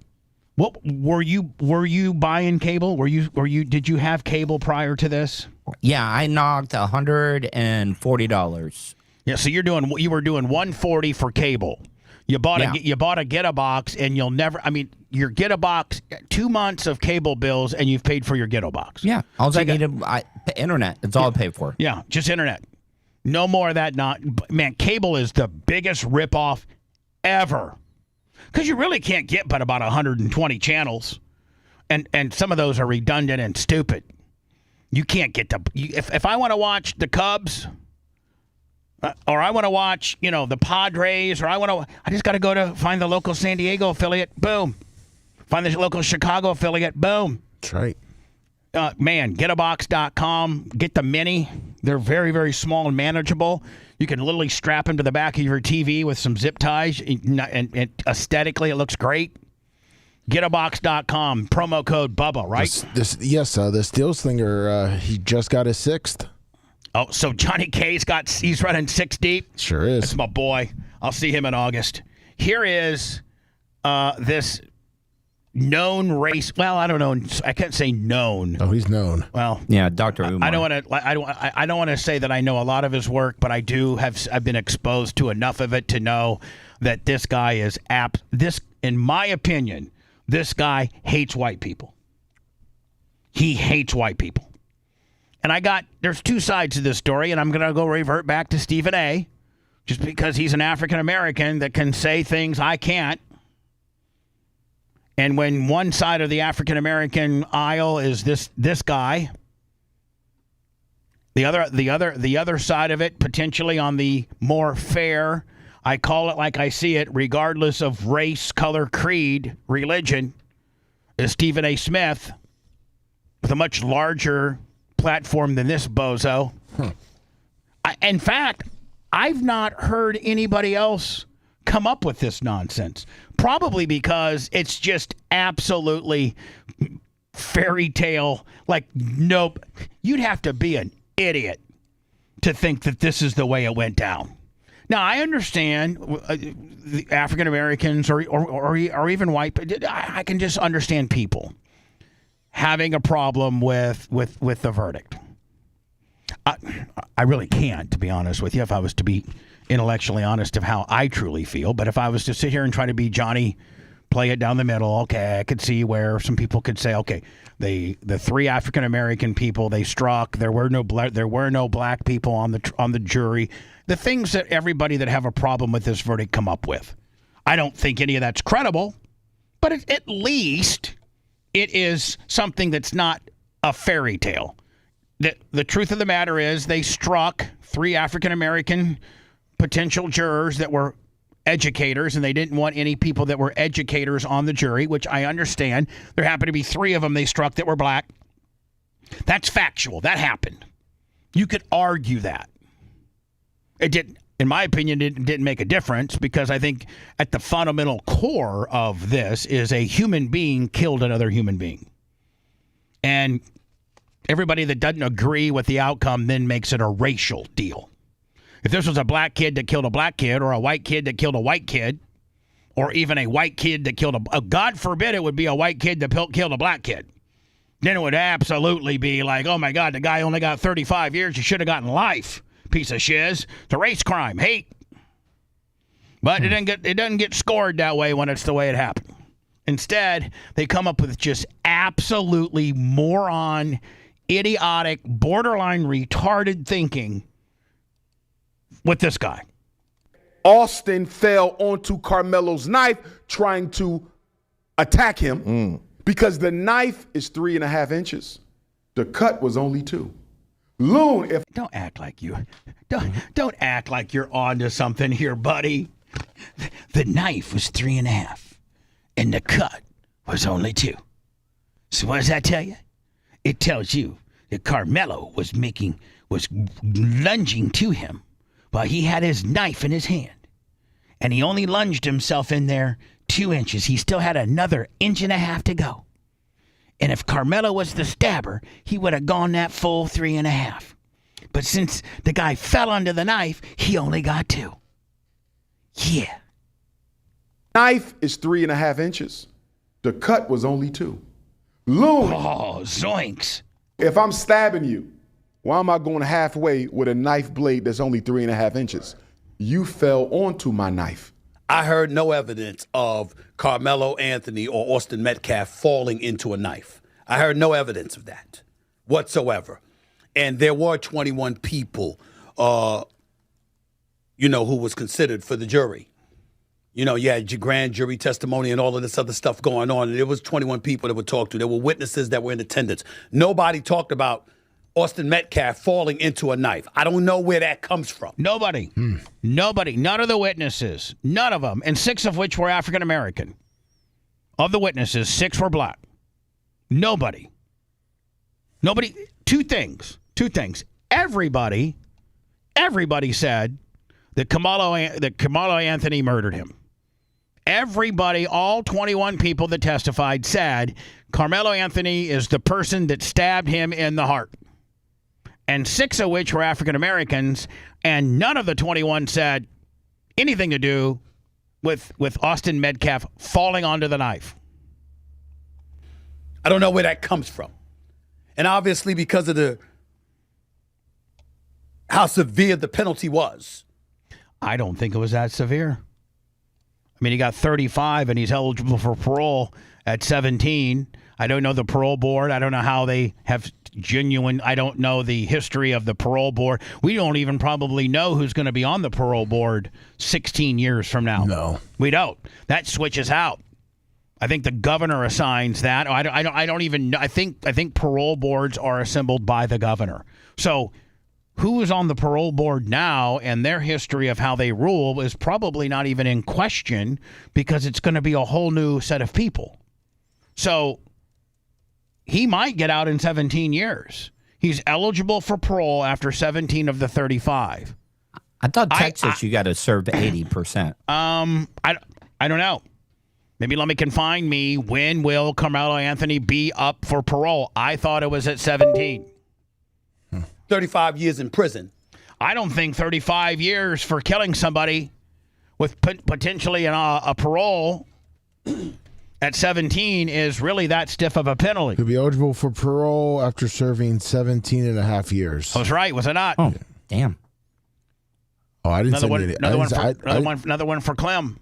I didn't send anything to you. I don't know what that noise was. We're going to take into account history from an historical perspective, from a racist perspective, and we're not going to be uncomfortable with the discrepancy that exists between somebody like Casey Allison compared to a Carmelo Anthony. I got that part. But that doesn't give us a license to then turn around and to just come up with stuff that might have been, as opposed to listening to the evidence that was actually disseminated and making reaching a conclusion based off of that. Carmelo Anthony was quoted as saying to Austin Metcalf, "Put your hands on me and find out what's going to happen." I think Stephen A. Smith makes a really good argument.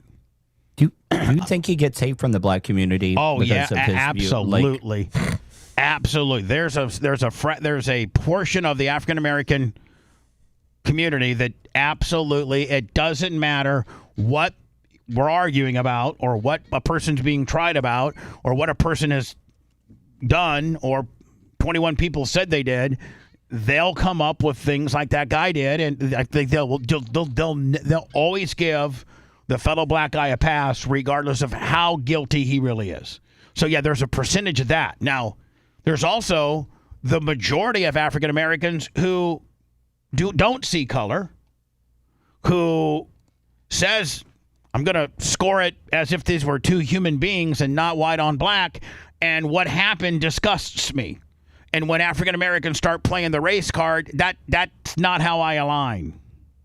None. Anything. To be able to say something definitively in Carmelo Anthony's defense.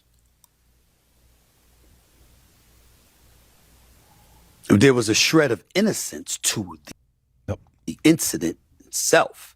I would say so. I don't want to see a little black young man going to jail. But I don't give a damn what your race. I don't give a damn about what your race, your ethnicity is. Just because you're white and young doesn't mean you deserve to be murdered. And just because you're black and young with challenges that black folks face every single day doesn't give you a license to murder someone.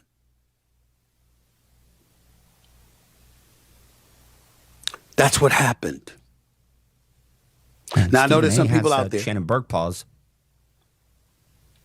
Tell you completely messed it up. Sorry. I'm sorry, bud. Speaking I'm of rusty.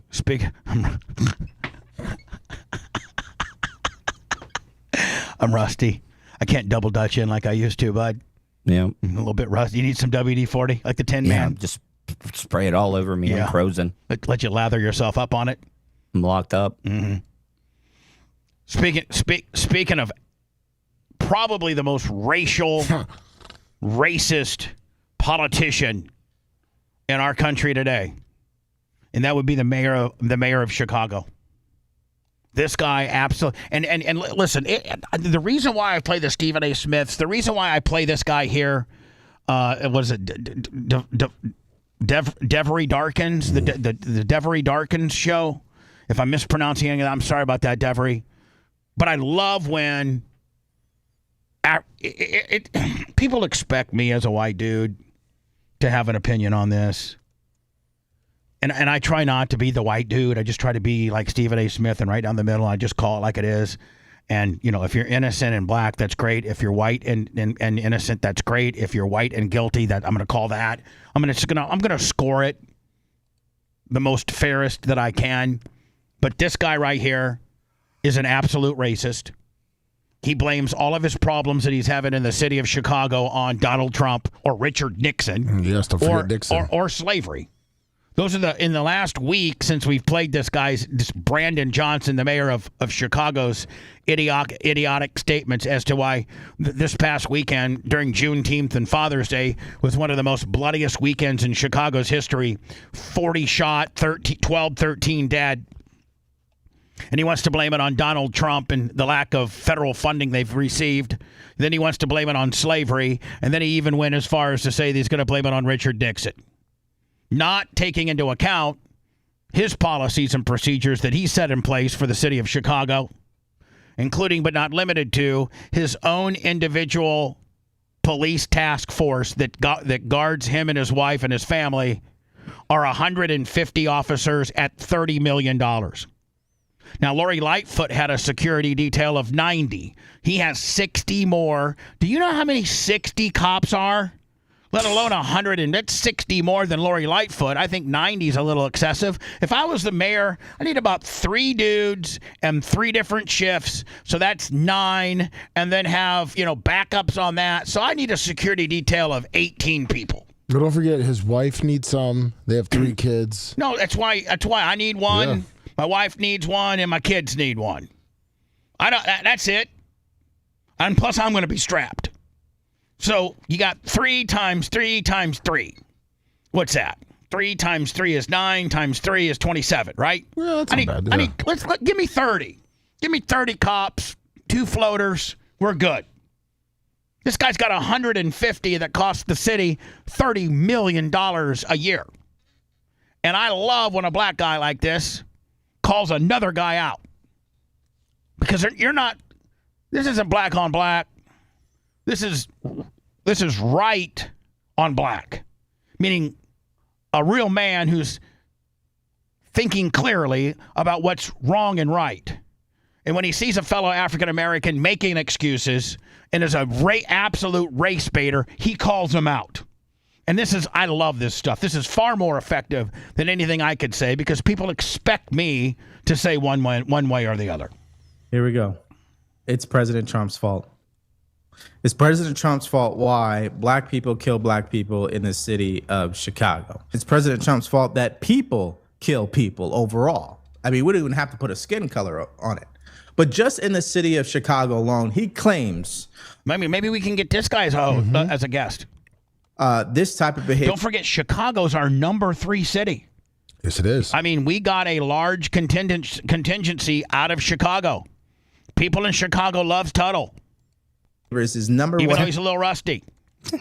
priority. No, it's not. Illegal immigration, sanctuary city policies, and fighting against the president on every single turn is his top priority.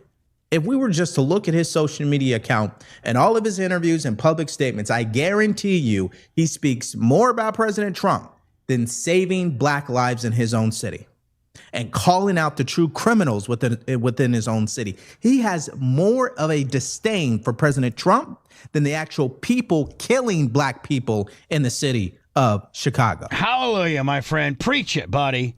Say it. Say it as a very eloquent and well-spoken and great African-American journalist, content provider. Say it, my friend. Say it. Speak it loud. Now, if you're from Chicago, you let me know if I'm on point with this. That's just my perception, outside looking in. In one breath, Mayor Brandon Johnson said crime is down. But then the other breath, he says crime is up because the president cut the budget. So which one is it exactly? Is crime under control or out of control? Is it President Trump's fault? This is the problem. If you listen carefully to their explanations, you'll find them lying left and right. This is not even a partisan issue in my opinion. I'm not even raging against Mayor Brandon Johnson because he's a Democrat. I'm actually critical of him as a leader and as a person who steps in front of the camera and wants to make everything about black people. But when it comes time to actually take care of black people, he's nowhere to be found. In fact, he'd rather take care of illegal aliens than black people. And even black people in the city of Chicago know that. Hallelujah. When our one buddy, William, goes out and talks to the people of Chicago, they're like, man, we're black. And we feel as if we're second-rate citizens compared to the illegal immigrants that our mayor sit here in glad hands and makes it a sanctuary city and won't put these people in jail. We feel like second-class citizens, not because of any white or any racial tension that we have amongst our fellow Chicagoans, but because of our leader. Our leader makes us feel that way. Which is why he has a single-digit approval rating. Single digit? That's horrible. Wow.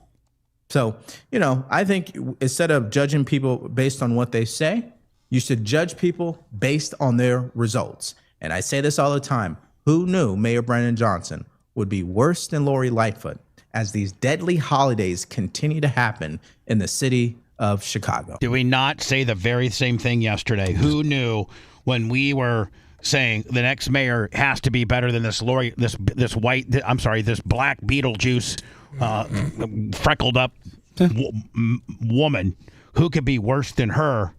And then, my God, I think everybody would go for a little bit of Lori Lightfoot right now. Well, this guy's an absolute buffoon. The other great thing is the great Bubba Army, since, we were number 3 in Chicago, we had a caller, CPD. Yeah. Call in. Before this guy took office, we had a guy that worked for the Chicago Police Department that was putting in his early retirement, moving to Florida based on this guy winning the mayor race. And he said, if you think Lori, you know what? See if you guys could find that. So we could replay it. Just, you don't have to find it today. Just see if you can find it one of these days. Yeah. And he called in and he said, I got to go to words because I'm running late. But he said to these, and I'm paraphrasing, I'm an active Chicago police officer. I'm putting in my early retirement and I'm moving to Florida to try to find a police officer job, which I'll find one because I've been doing this for 20 plus years. But the guy that's getting ready to take over for Lori Lightfoot is named Brandon Johnson, African-American guy. And he's absolutely the worst. He will make Lori Lightfoot look like the best ever. He is absolutely the biggest race baiter, and all he cares about is dogging white people, and his whole thing is going to be an anti-Trump deal. And we're like, oh man, buddy, whatever. This Brandon Johnson dude's got to be better than Lori Lightfoot. I think I argued with him. I think he even said that. I think because he came back and said, well, the Chicago elections are like the teachers union runs it, and Brandon Johnson's big with the teacher union. He was a social studies teacher, and he was actually the head of the teachers union. So guess what he's getting in. Anyway, appreciate you listening to our long-winded monologue. I'm running a little bit late. This chick here is so upset. She's at a middle school graduation, and she's so upset that she leaves the graduation, and goes on parking lot patrol for ICE agents because she wants to be able to run in and tell any of the immigrants that are watching the graduation to hurry and run because there's ICE agents in the parking lot. That's what these woke-ass Democratic socialists are doing. She's missing her very own child's graduation so that she can be the parking lot monitor for ICE, and she's tore up about it. She needs a good railing. She does. Or a good scissoring. I wouldn't have a problem if she was lesbian, right? She just needs some type of sexualness. She needs love. I began to hallucinate and thought a houseplant was talking to me. Prescription medication. Oh, man. Prescription medication. Rare delicacy. It takes a lot of great prescription medication to make the shows sound this mediocre. The Bubba the Love Sponge Show returns after these words.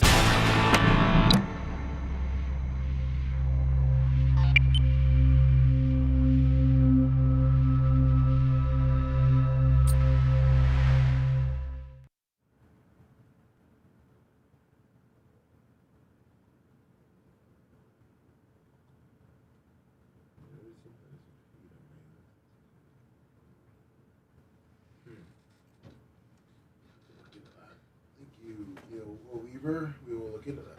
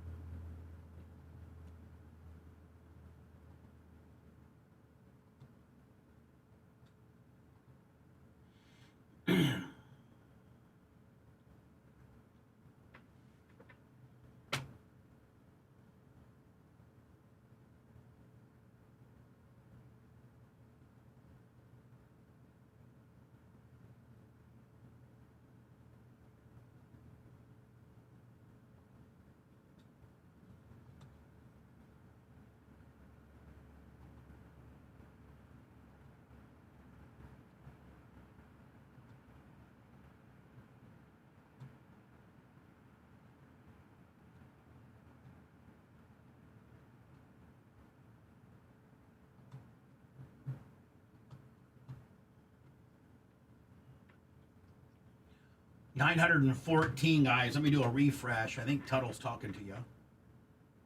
I got 989. Oh, yeah, we're good. I got 989. Thank you, guys.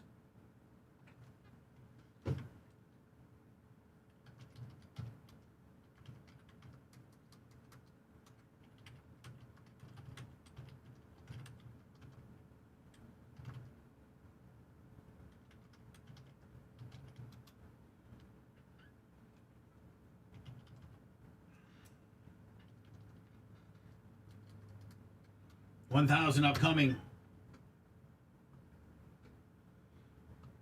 Jeff Xerxes Dirt Merchant. Egg. Hi, Iggy.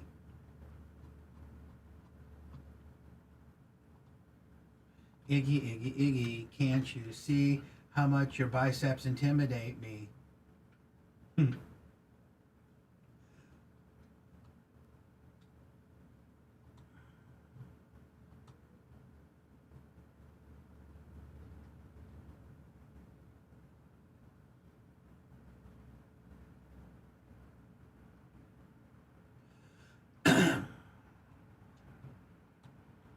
Iggy, can't you see?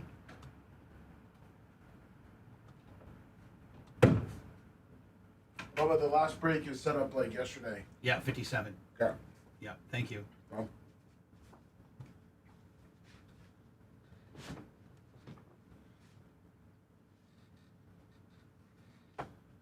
Tell Gary he's doing a good job. Will do. Good job, Gary. Thank you. How's our chat gimmick working? Is it starting? Oh, it's Working. 139 yesterday, 101 responses. YouTube? Yeah, right now because that's the only one we can get on. Right. I thought we're trying to get on Facebook, right? That's what we're. Right. Macho's been working on. What about? Which would go on Instagram. And TikTok. We're gonna do the Facebook thing when we get off the air. Yes, sir. Okay, and then that links automatically into Instagram. And then you can maybe show me we can pull the Google ad gimmicks up. That thing's been killing it. I'm gonna look at it today. Yeah. If I could. Is that you just put in Google Ads? Yep. Oh, I think I got it here. Well, I think I got it pulled up just now. Yeah, I should have had it saved on there for you. Yeah, you do. Okay. If you look at the last 2 weeks or week or two, even today's doing well. Where's it telling us how much money we have left? Sorry. You just pretty much have to know what our budget is, and then because like I said, they don't pull it until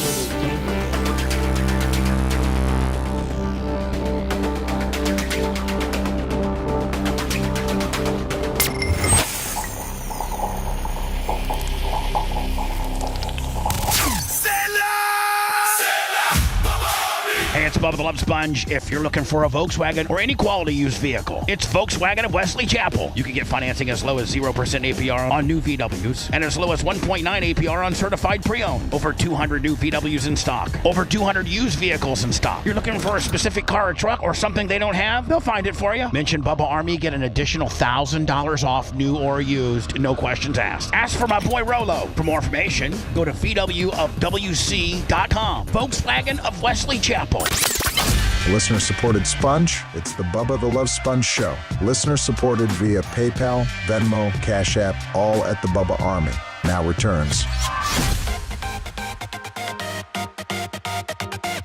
I got to get into Tuttle's, before we leave today, I got it written down, Tuttle Secrets. Tuttle's going to Secrets with a chick, and then he's been Facebook dating. Well, and I don't want to get into that stuff yet. Gonna save it for the high spot as we say goodbye to everybody. So Tuttle, be prepared. I'm coming with that, my friend. Oh God. Okay. I guess Colton must have talked to you. Yeah, Colton did. He gave me a couple of heads up on the deal. And this is all stuff people want to hear. I mean, we can only talk about the mayor of Chicago being an asshole so much. We got to get into the fact that Tuttle's going to a swinging joint. Secrets. Think I did not like a swinging joint? Yeah. Go see a live sex show. Yeah. And then you've been, I guess, perusing around Facebook dating gimmick a little bit, and you got something to report there.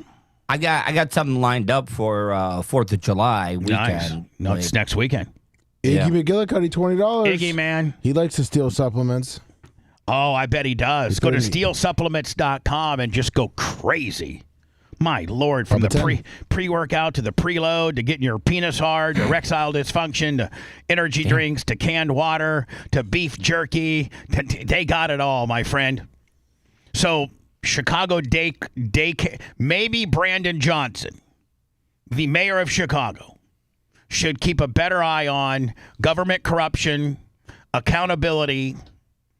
Chicago daycare owner arrested and stealing $6 million in government grants, much like what they're doing in L.A. and they're doing in Minneapolis, where, the mayor or the congressman or something like that gets an Iggy that the United States government is putting X amount of millions of dollars into a daycare infrastructure in the inner city. Then some person that has ties to these politicians go and start these shell daycare, some of which don't even have, they're just a P.O. box, or they're a strip mall that has they don't watch kids. They're just billing the government every month and a government subsidy / handout. And this woman, to the tune of African-American woman, to the tune of $6 million in Chicago, in your Brandon Johnson's very own jurisdiction. This bitch, and she's just probably the tip of the iceberg. Because there's never just one. There's always about 100. Who the hell hell are you? What is this? We know about the $3 million you stole from the state program. Alicia McDowell. $3.3 million stolen. Hundreds of children's subsidy slots faked.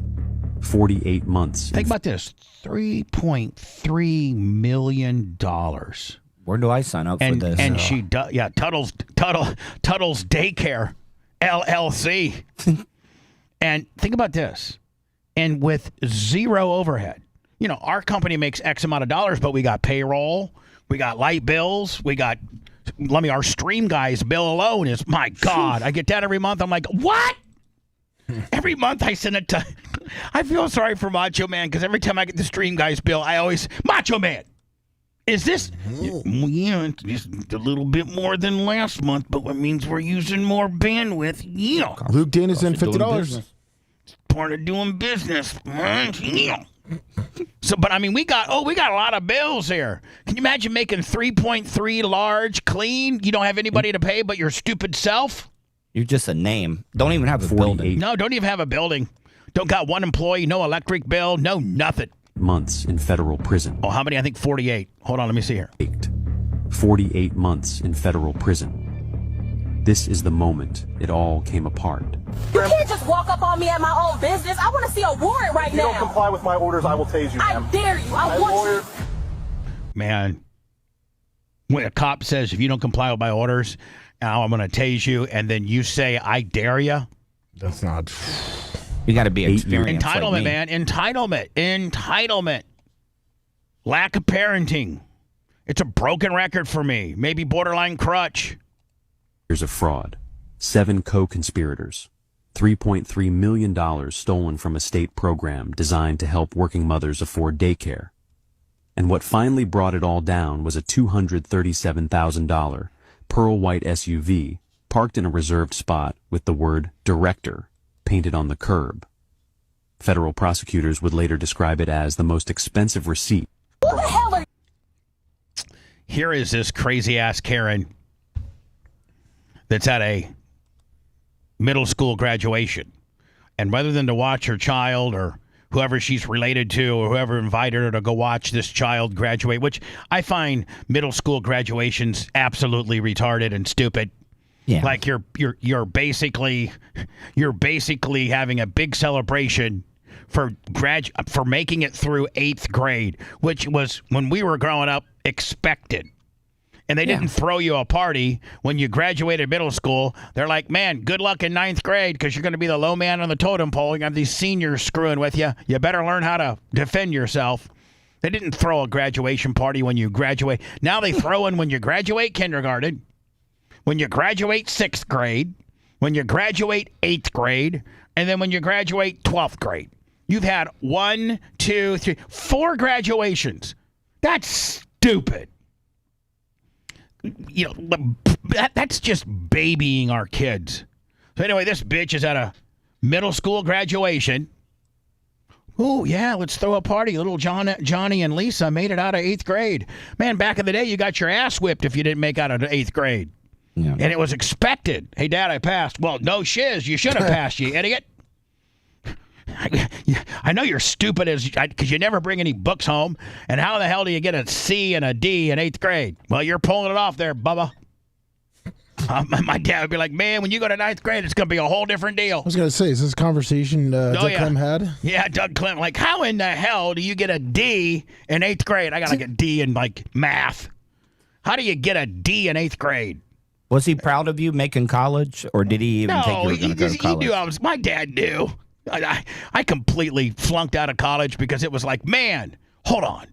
I don't have a bedtime. I can stay out as late as I want. I could do steroids and lift weights all day. And who cares about school? School's stupid. I can't make it through this. This is way beyond my means. No. I mean, I'm marginally, I'm just marginally smart anyway. I'm just middle of the road guy. I'm going to try to find my own way. And I did. I found my own way. I probably have made more money in my life than most stupid people. Yeah. Because I found my own way. I fought and clawed and scratched and grifted and bamboozled and did pretty damn good at the end of the day. And you know, I think we're set, Lummy. The infrastructure we're set, that we own our own content. I mean, we were light years ahead when Tom Bean carved us out in 1995 for me to be an independent contractor and own my own material. I mean, like, you know, like if you look at like people like Shannon Burke and you look at people like, you know, Drew Garabo and you look at some of these other people that do what we do, I don't necessarily. Shannon might own his own stuff now, but I don't know that he owns his entire work, you know, library. I own everything. And, you know, even when we went and did a deal with Howard couldn't believe that we owned our whole entire library. Howard had to pay CBS $4 million in order for him to get his library that he did on K-Rock, you know, owned by him. So that's, you know, some of our digital dollars come from us owning our own library and having what? I mean, I think Macho's getting ready to print. Macho, how many pages are on the B side? We got an A side and a B side. Did you say 113? 1,399 pages. We have 1,399 pages, and each page, I don't know how many different sound bites are on each page. It depends on how big we make the text. Yeah, well, don't make it teeny tiny, but whatever.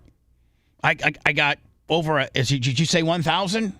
Yes. Over 1,000 pages, and that's just part of I got an A side and a B side. A side censored from things that we did on syndicated radio, 98 Rock, 102.5 The Bone, this stuff here and what have you. That's the A side. Then the B side is all the unedited stuff, the 5 and 6 years that we did on Sirius XM. If we have 1,300 pages of B side, we probably have 4,000, 5,000 pages of A side. Do you have all the Radio IO stuff that was unedited? I got all I got all Shannon's show, all Drew Garabo's show, Scott Ledger's show, Cluster F, when you and Trace and Colton did. I got all of it. I got and by the way, you can find all of that stuff. That's why you need to be a member of BubbaArmyHQ.com. That's BubbaArmyHQ.com, because you can, everything that I speak of for the most part is there. Mach, how many terabytes does Bubba Army? That's probably a better way to gauge potentially what we have, you know, for the most part. And not everything we got's on there, but about 90% of our library. We got 10% that we still have to upload yet. But about 90% of what we own is on Bubba Army HQ. Lummy, I think that's A and B side, correct? Or is that just A side? I think that's just the A side.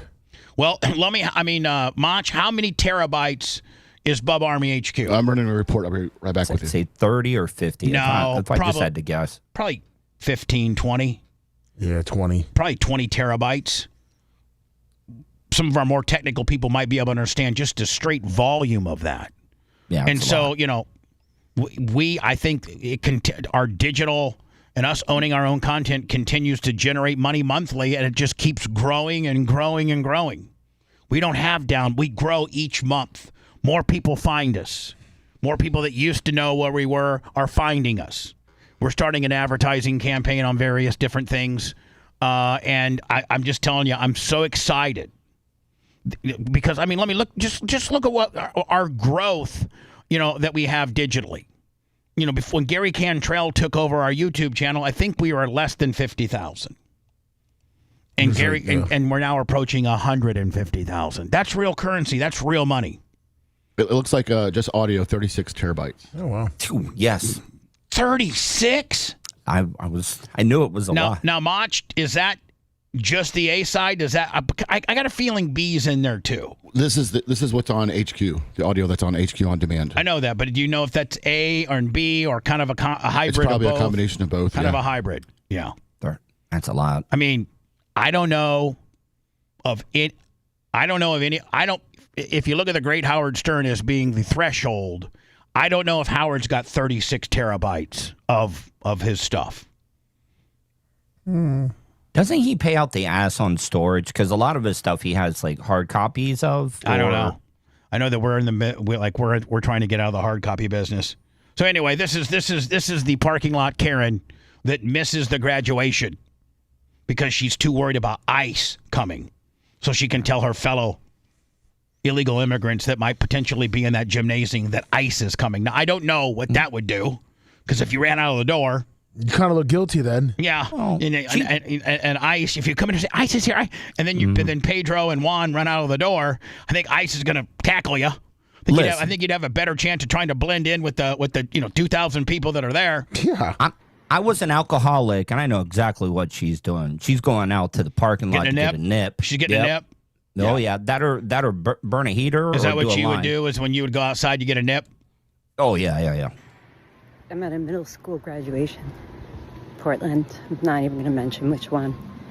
And I mean, like, she's genuinely tore up over this deal. Look.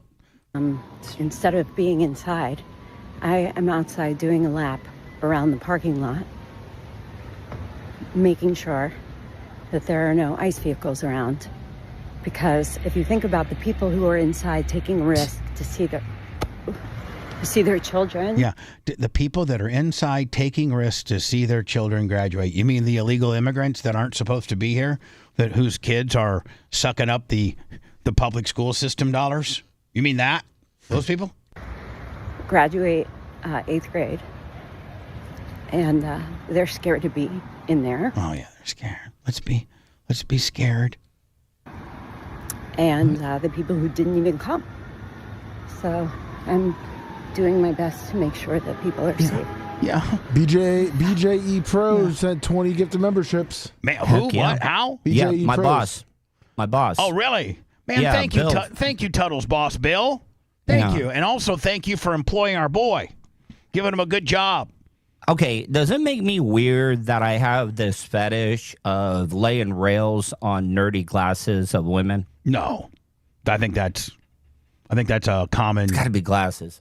Do they have to be black horn rimmed, preferably? Yeah, for the for nerdier, contrast? the better. But the black horn rim gives you a contrast between the what you're laying and it. Well, also, Tuttle, now, is this included into your mentally handicapped fetish? Don't. Hold on. Are you're into mentally handicapped chicks? Yeah. Like Okay. a bam. Like the quirky type? No. Well, okay, yes. Hold on. Functioning? Would you say functioning mentally handicapped?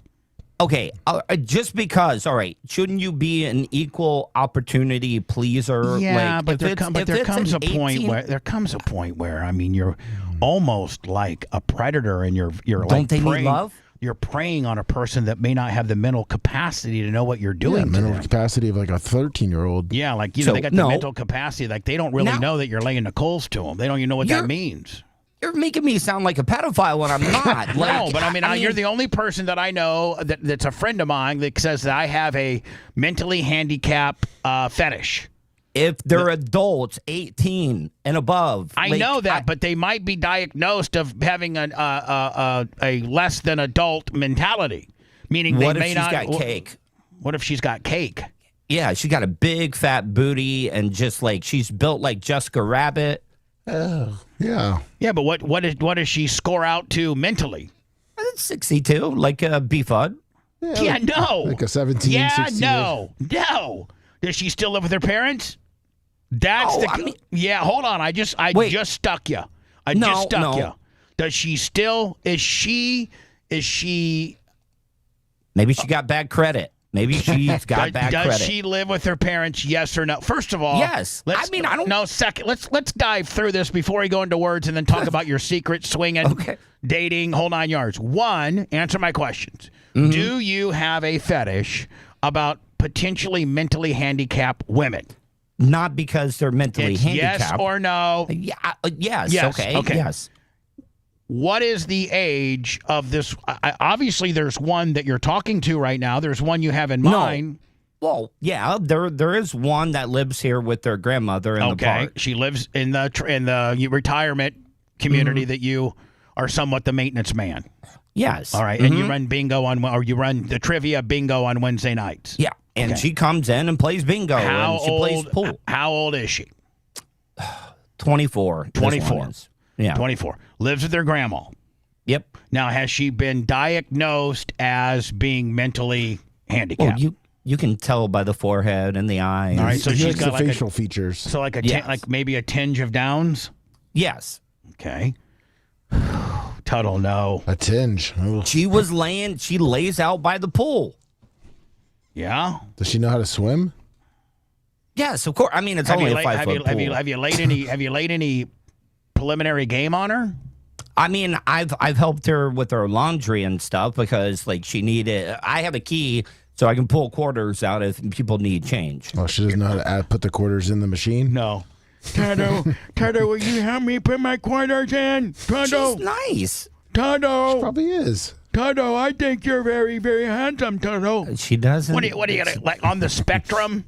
With the Netflix Love on the Spectrum? Is that what you're doing? You're picking, I mean, like, that's what you're doing. You basically are rolling up on Love on the Spectrum chicks. No, I prefer the TV show Downs with Love. Toto, I like you, Toto.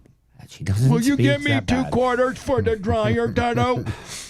My grandma will be mad if I bring back my shirts that are wet, Toto. Okay. I'm not. I would if you saw her, and I'm not going to take a picture of her. You would be like, okay, I see it. No, I'd have to talk to her. Pictures cannot break down her mental capacity. Okay, I need to talk to her. But is that wrong though? Like you're acting like it she's is. got the mind of like 16 or 17. Well, what do you think her? What do you think her IQ is? You came out with a 62. That's mentally retarded. Well, B-Fug could communicate. I understand, but at 62, that puts her at mental retardation. Yes. And that's probably not cool for you to be sexually involved with that type of individual. So they That can only person be does they can not only have- be with other Downs. Well, no, or I think you'd have to like maybe get a therapist in order to cover your ass to say that she knows what she's doing. If you were to engage in some type of sexual act, she understands what's going on here. You're not taking advantage of her based on her incapacity to have normal person thinking. Little do you know, I've researched Toto, that it. feels so good, Toto. And like people in the 60s, in the 62s. Well, we're not in the 60s, Tuttle. We're in the 2020s, bitch. Well, we're 80 years or however many years away from 60. We're 50 years away from that, buddy. They're hypersexual, though. They are. Like, I've done the research, and they are. Listen, I just think you got to cover your ass, bud. I don't want to. Next thing you know, What does it say on paper? I don't. Let me. I got to go to words. Can you research this a little bit? Can a person with Down syndrome, can a 24-year-old with Down syndrome, can they consent to mutual sex? I am on that. Okay. Believe it or not, absolutely not. Everything you heard about him has been toned down for easier public acceptance. The Bubba the Love Sponge Show returns after these words.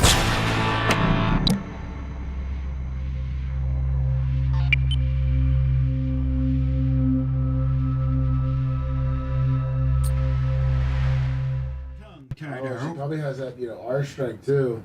Toto, So he ripping his you dick better out. not mess with me because I got R strength and I will beat the fuck out of you, Toto. Oh, Toto, that feels so good, Toto.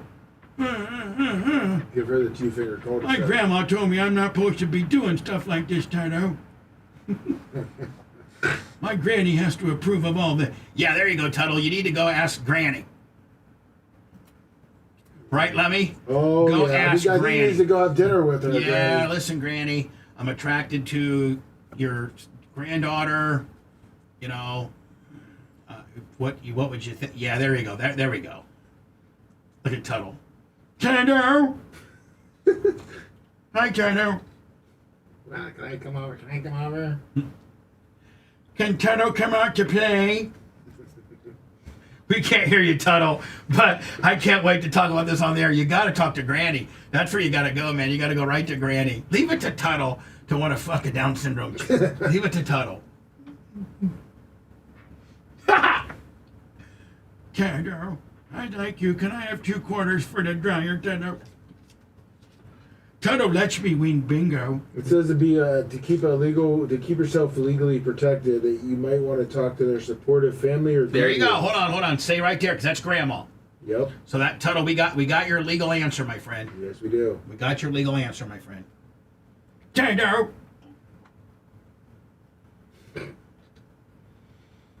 Ooh, Toto.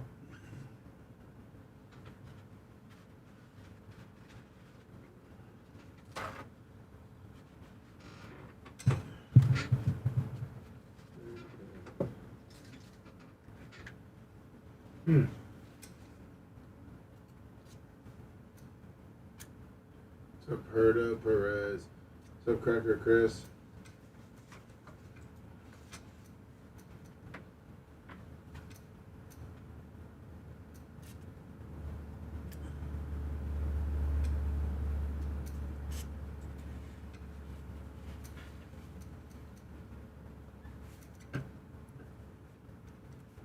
That's true. Yeah, that's true, Liz. She is going to need someone to take care of her after Grandma dies. She can roll right in. Tuttle might have a technicality. That's right. Oh, shit, Toto. Grandma's dying. I need you to take care of me, Toto. That was going to be her caregiver. Toto. Pat. Oh, Pat. Pat.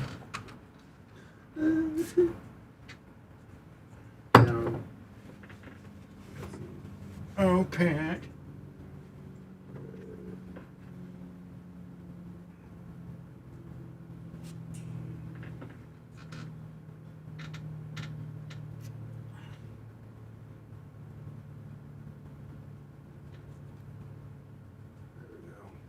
Computer merchant.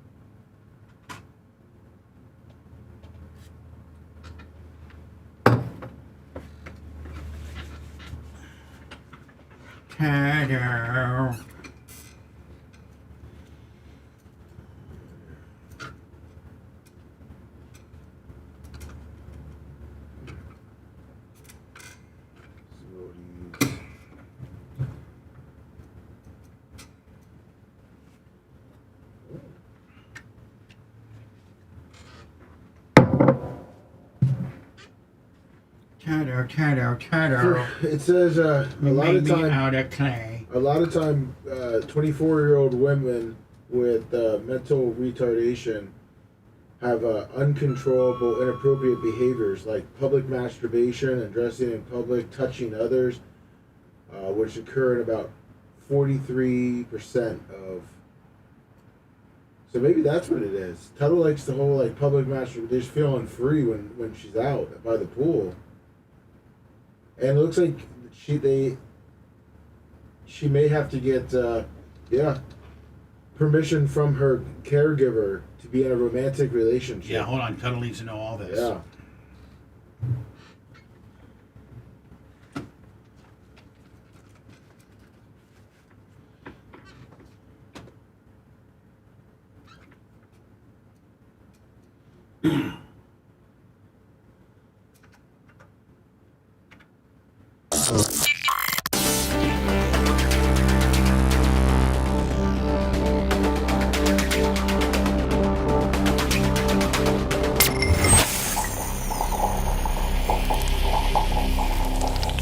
I'm the bus lady. Hey, lady! I was so constipated I could hardly drive. Sounds like you should call and tell Bubba all about it. It's the low-priced answer to a high-budget problem. You're listening to the Bubba the Love Sponge Show. So, Tuttle, I think Lummy has maybe found your answer.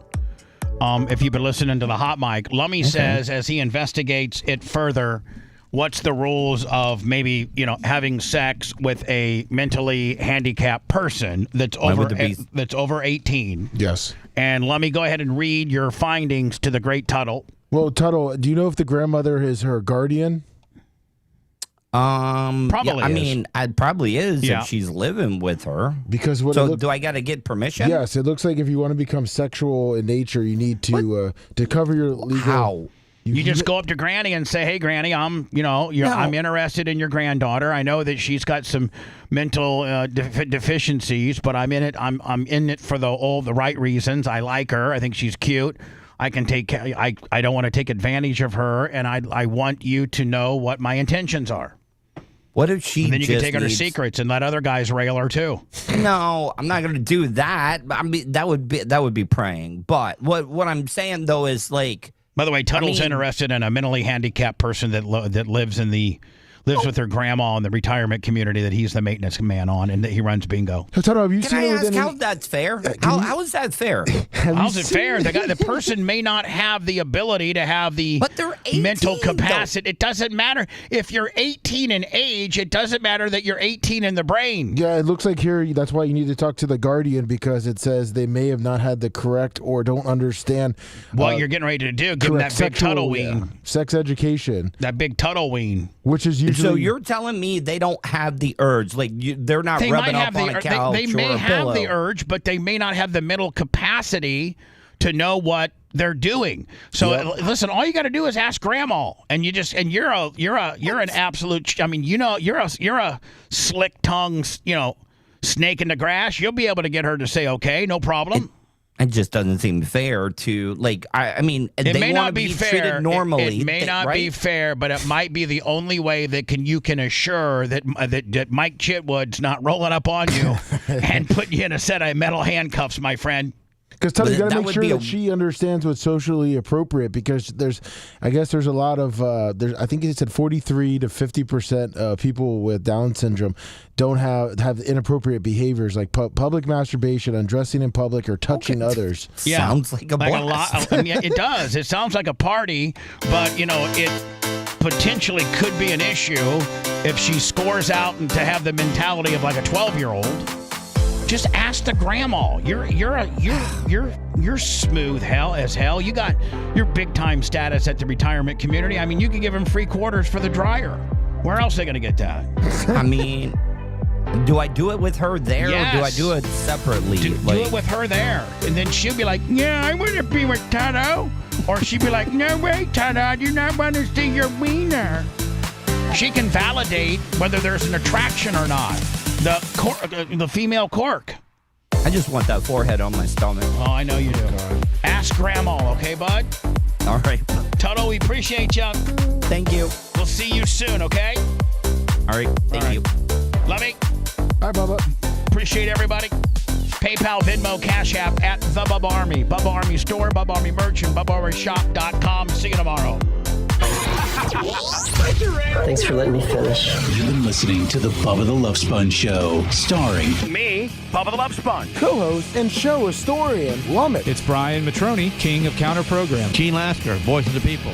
Glad you get to hear me. Gary Cantrell, video editor. Yeah, back here wiring up. It's Mini Macho. The BRN agent, Thomas Buttoned Up B. Co-host, Dr. Dan Diaco, Esquire, of Council. Co-host, J. Diaco, Esquire, the Spitting Cobra of Council. Now, time for the legal disclaimer. Exactly. The Bubba the Love Sponge Show is intended solely for the enjoyment of our listening audience. Any rebroadcast, retransmission, or other use of this show without express written consent of the Bubba Radio Network is prohibited. We must dissuade him of this delusion. Until next time, always remember. I'll repeat hello.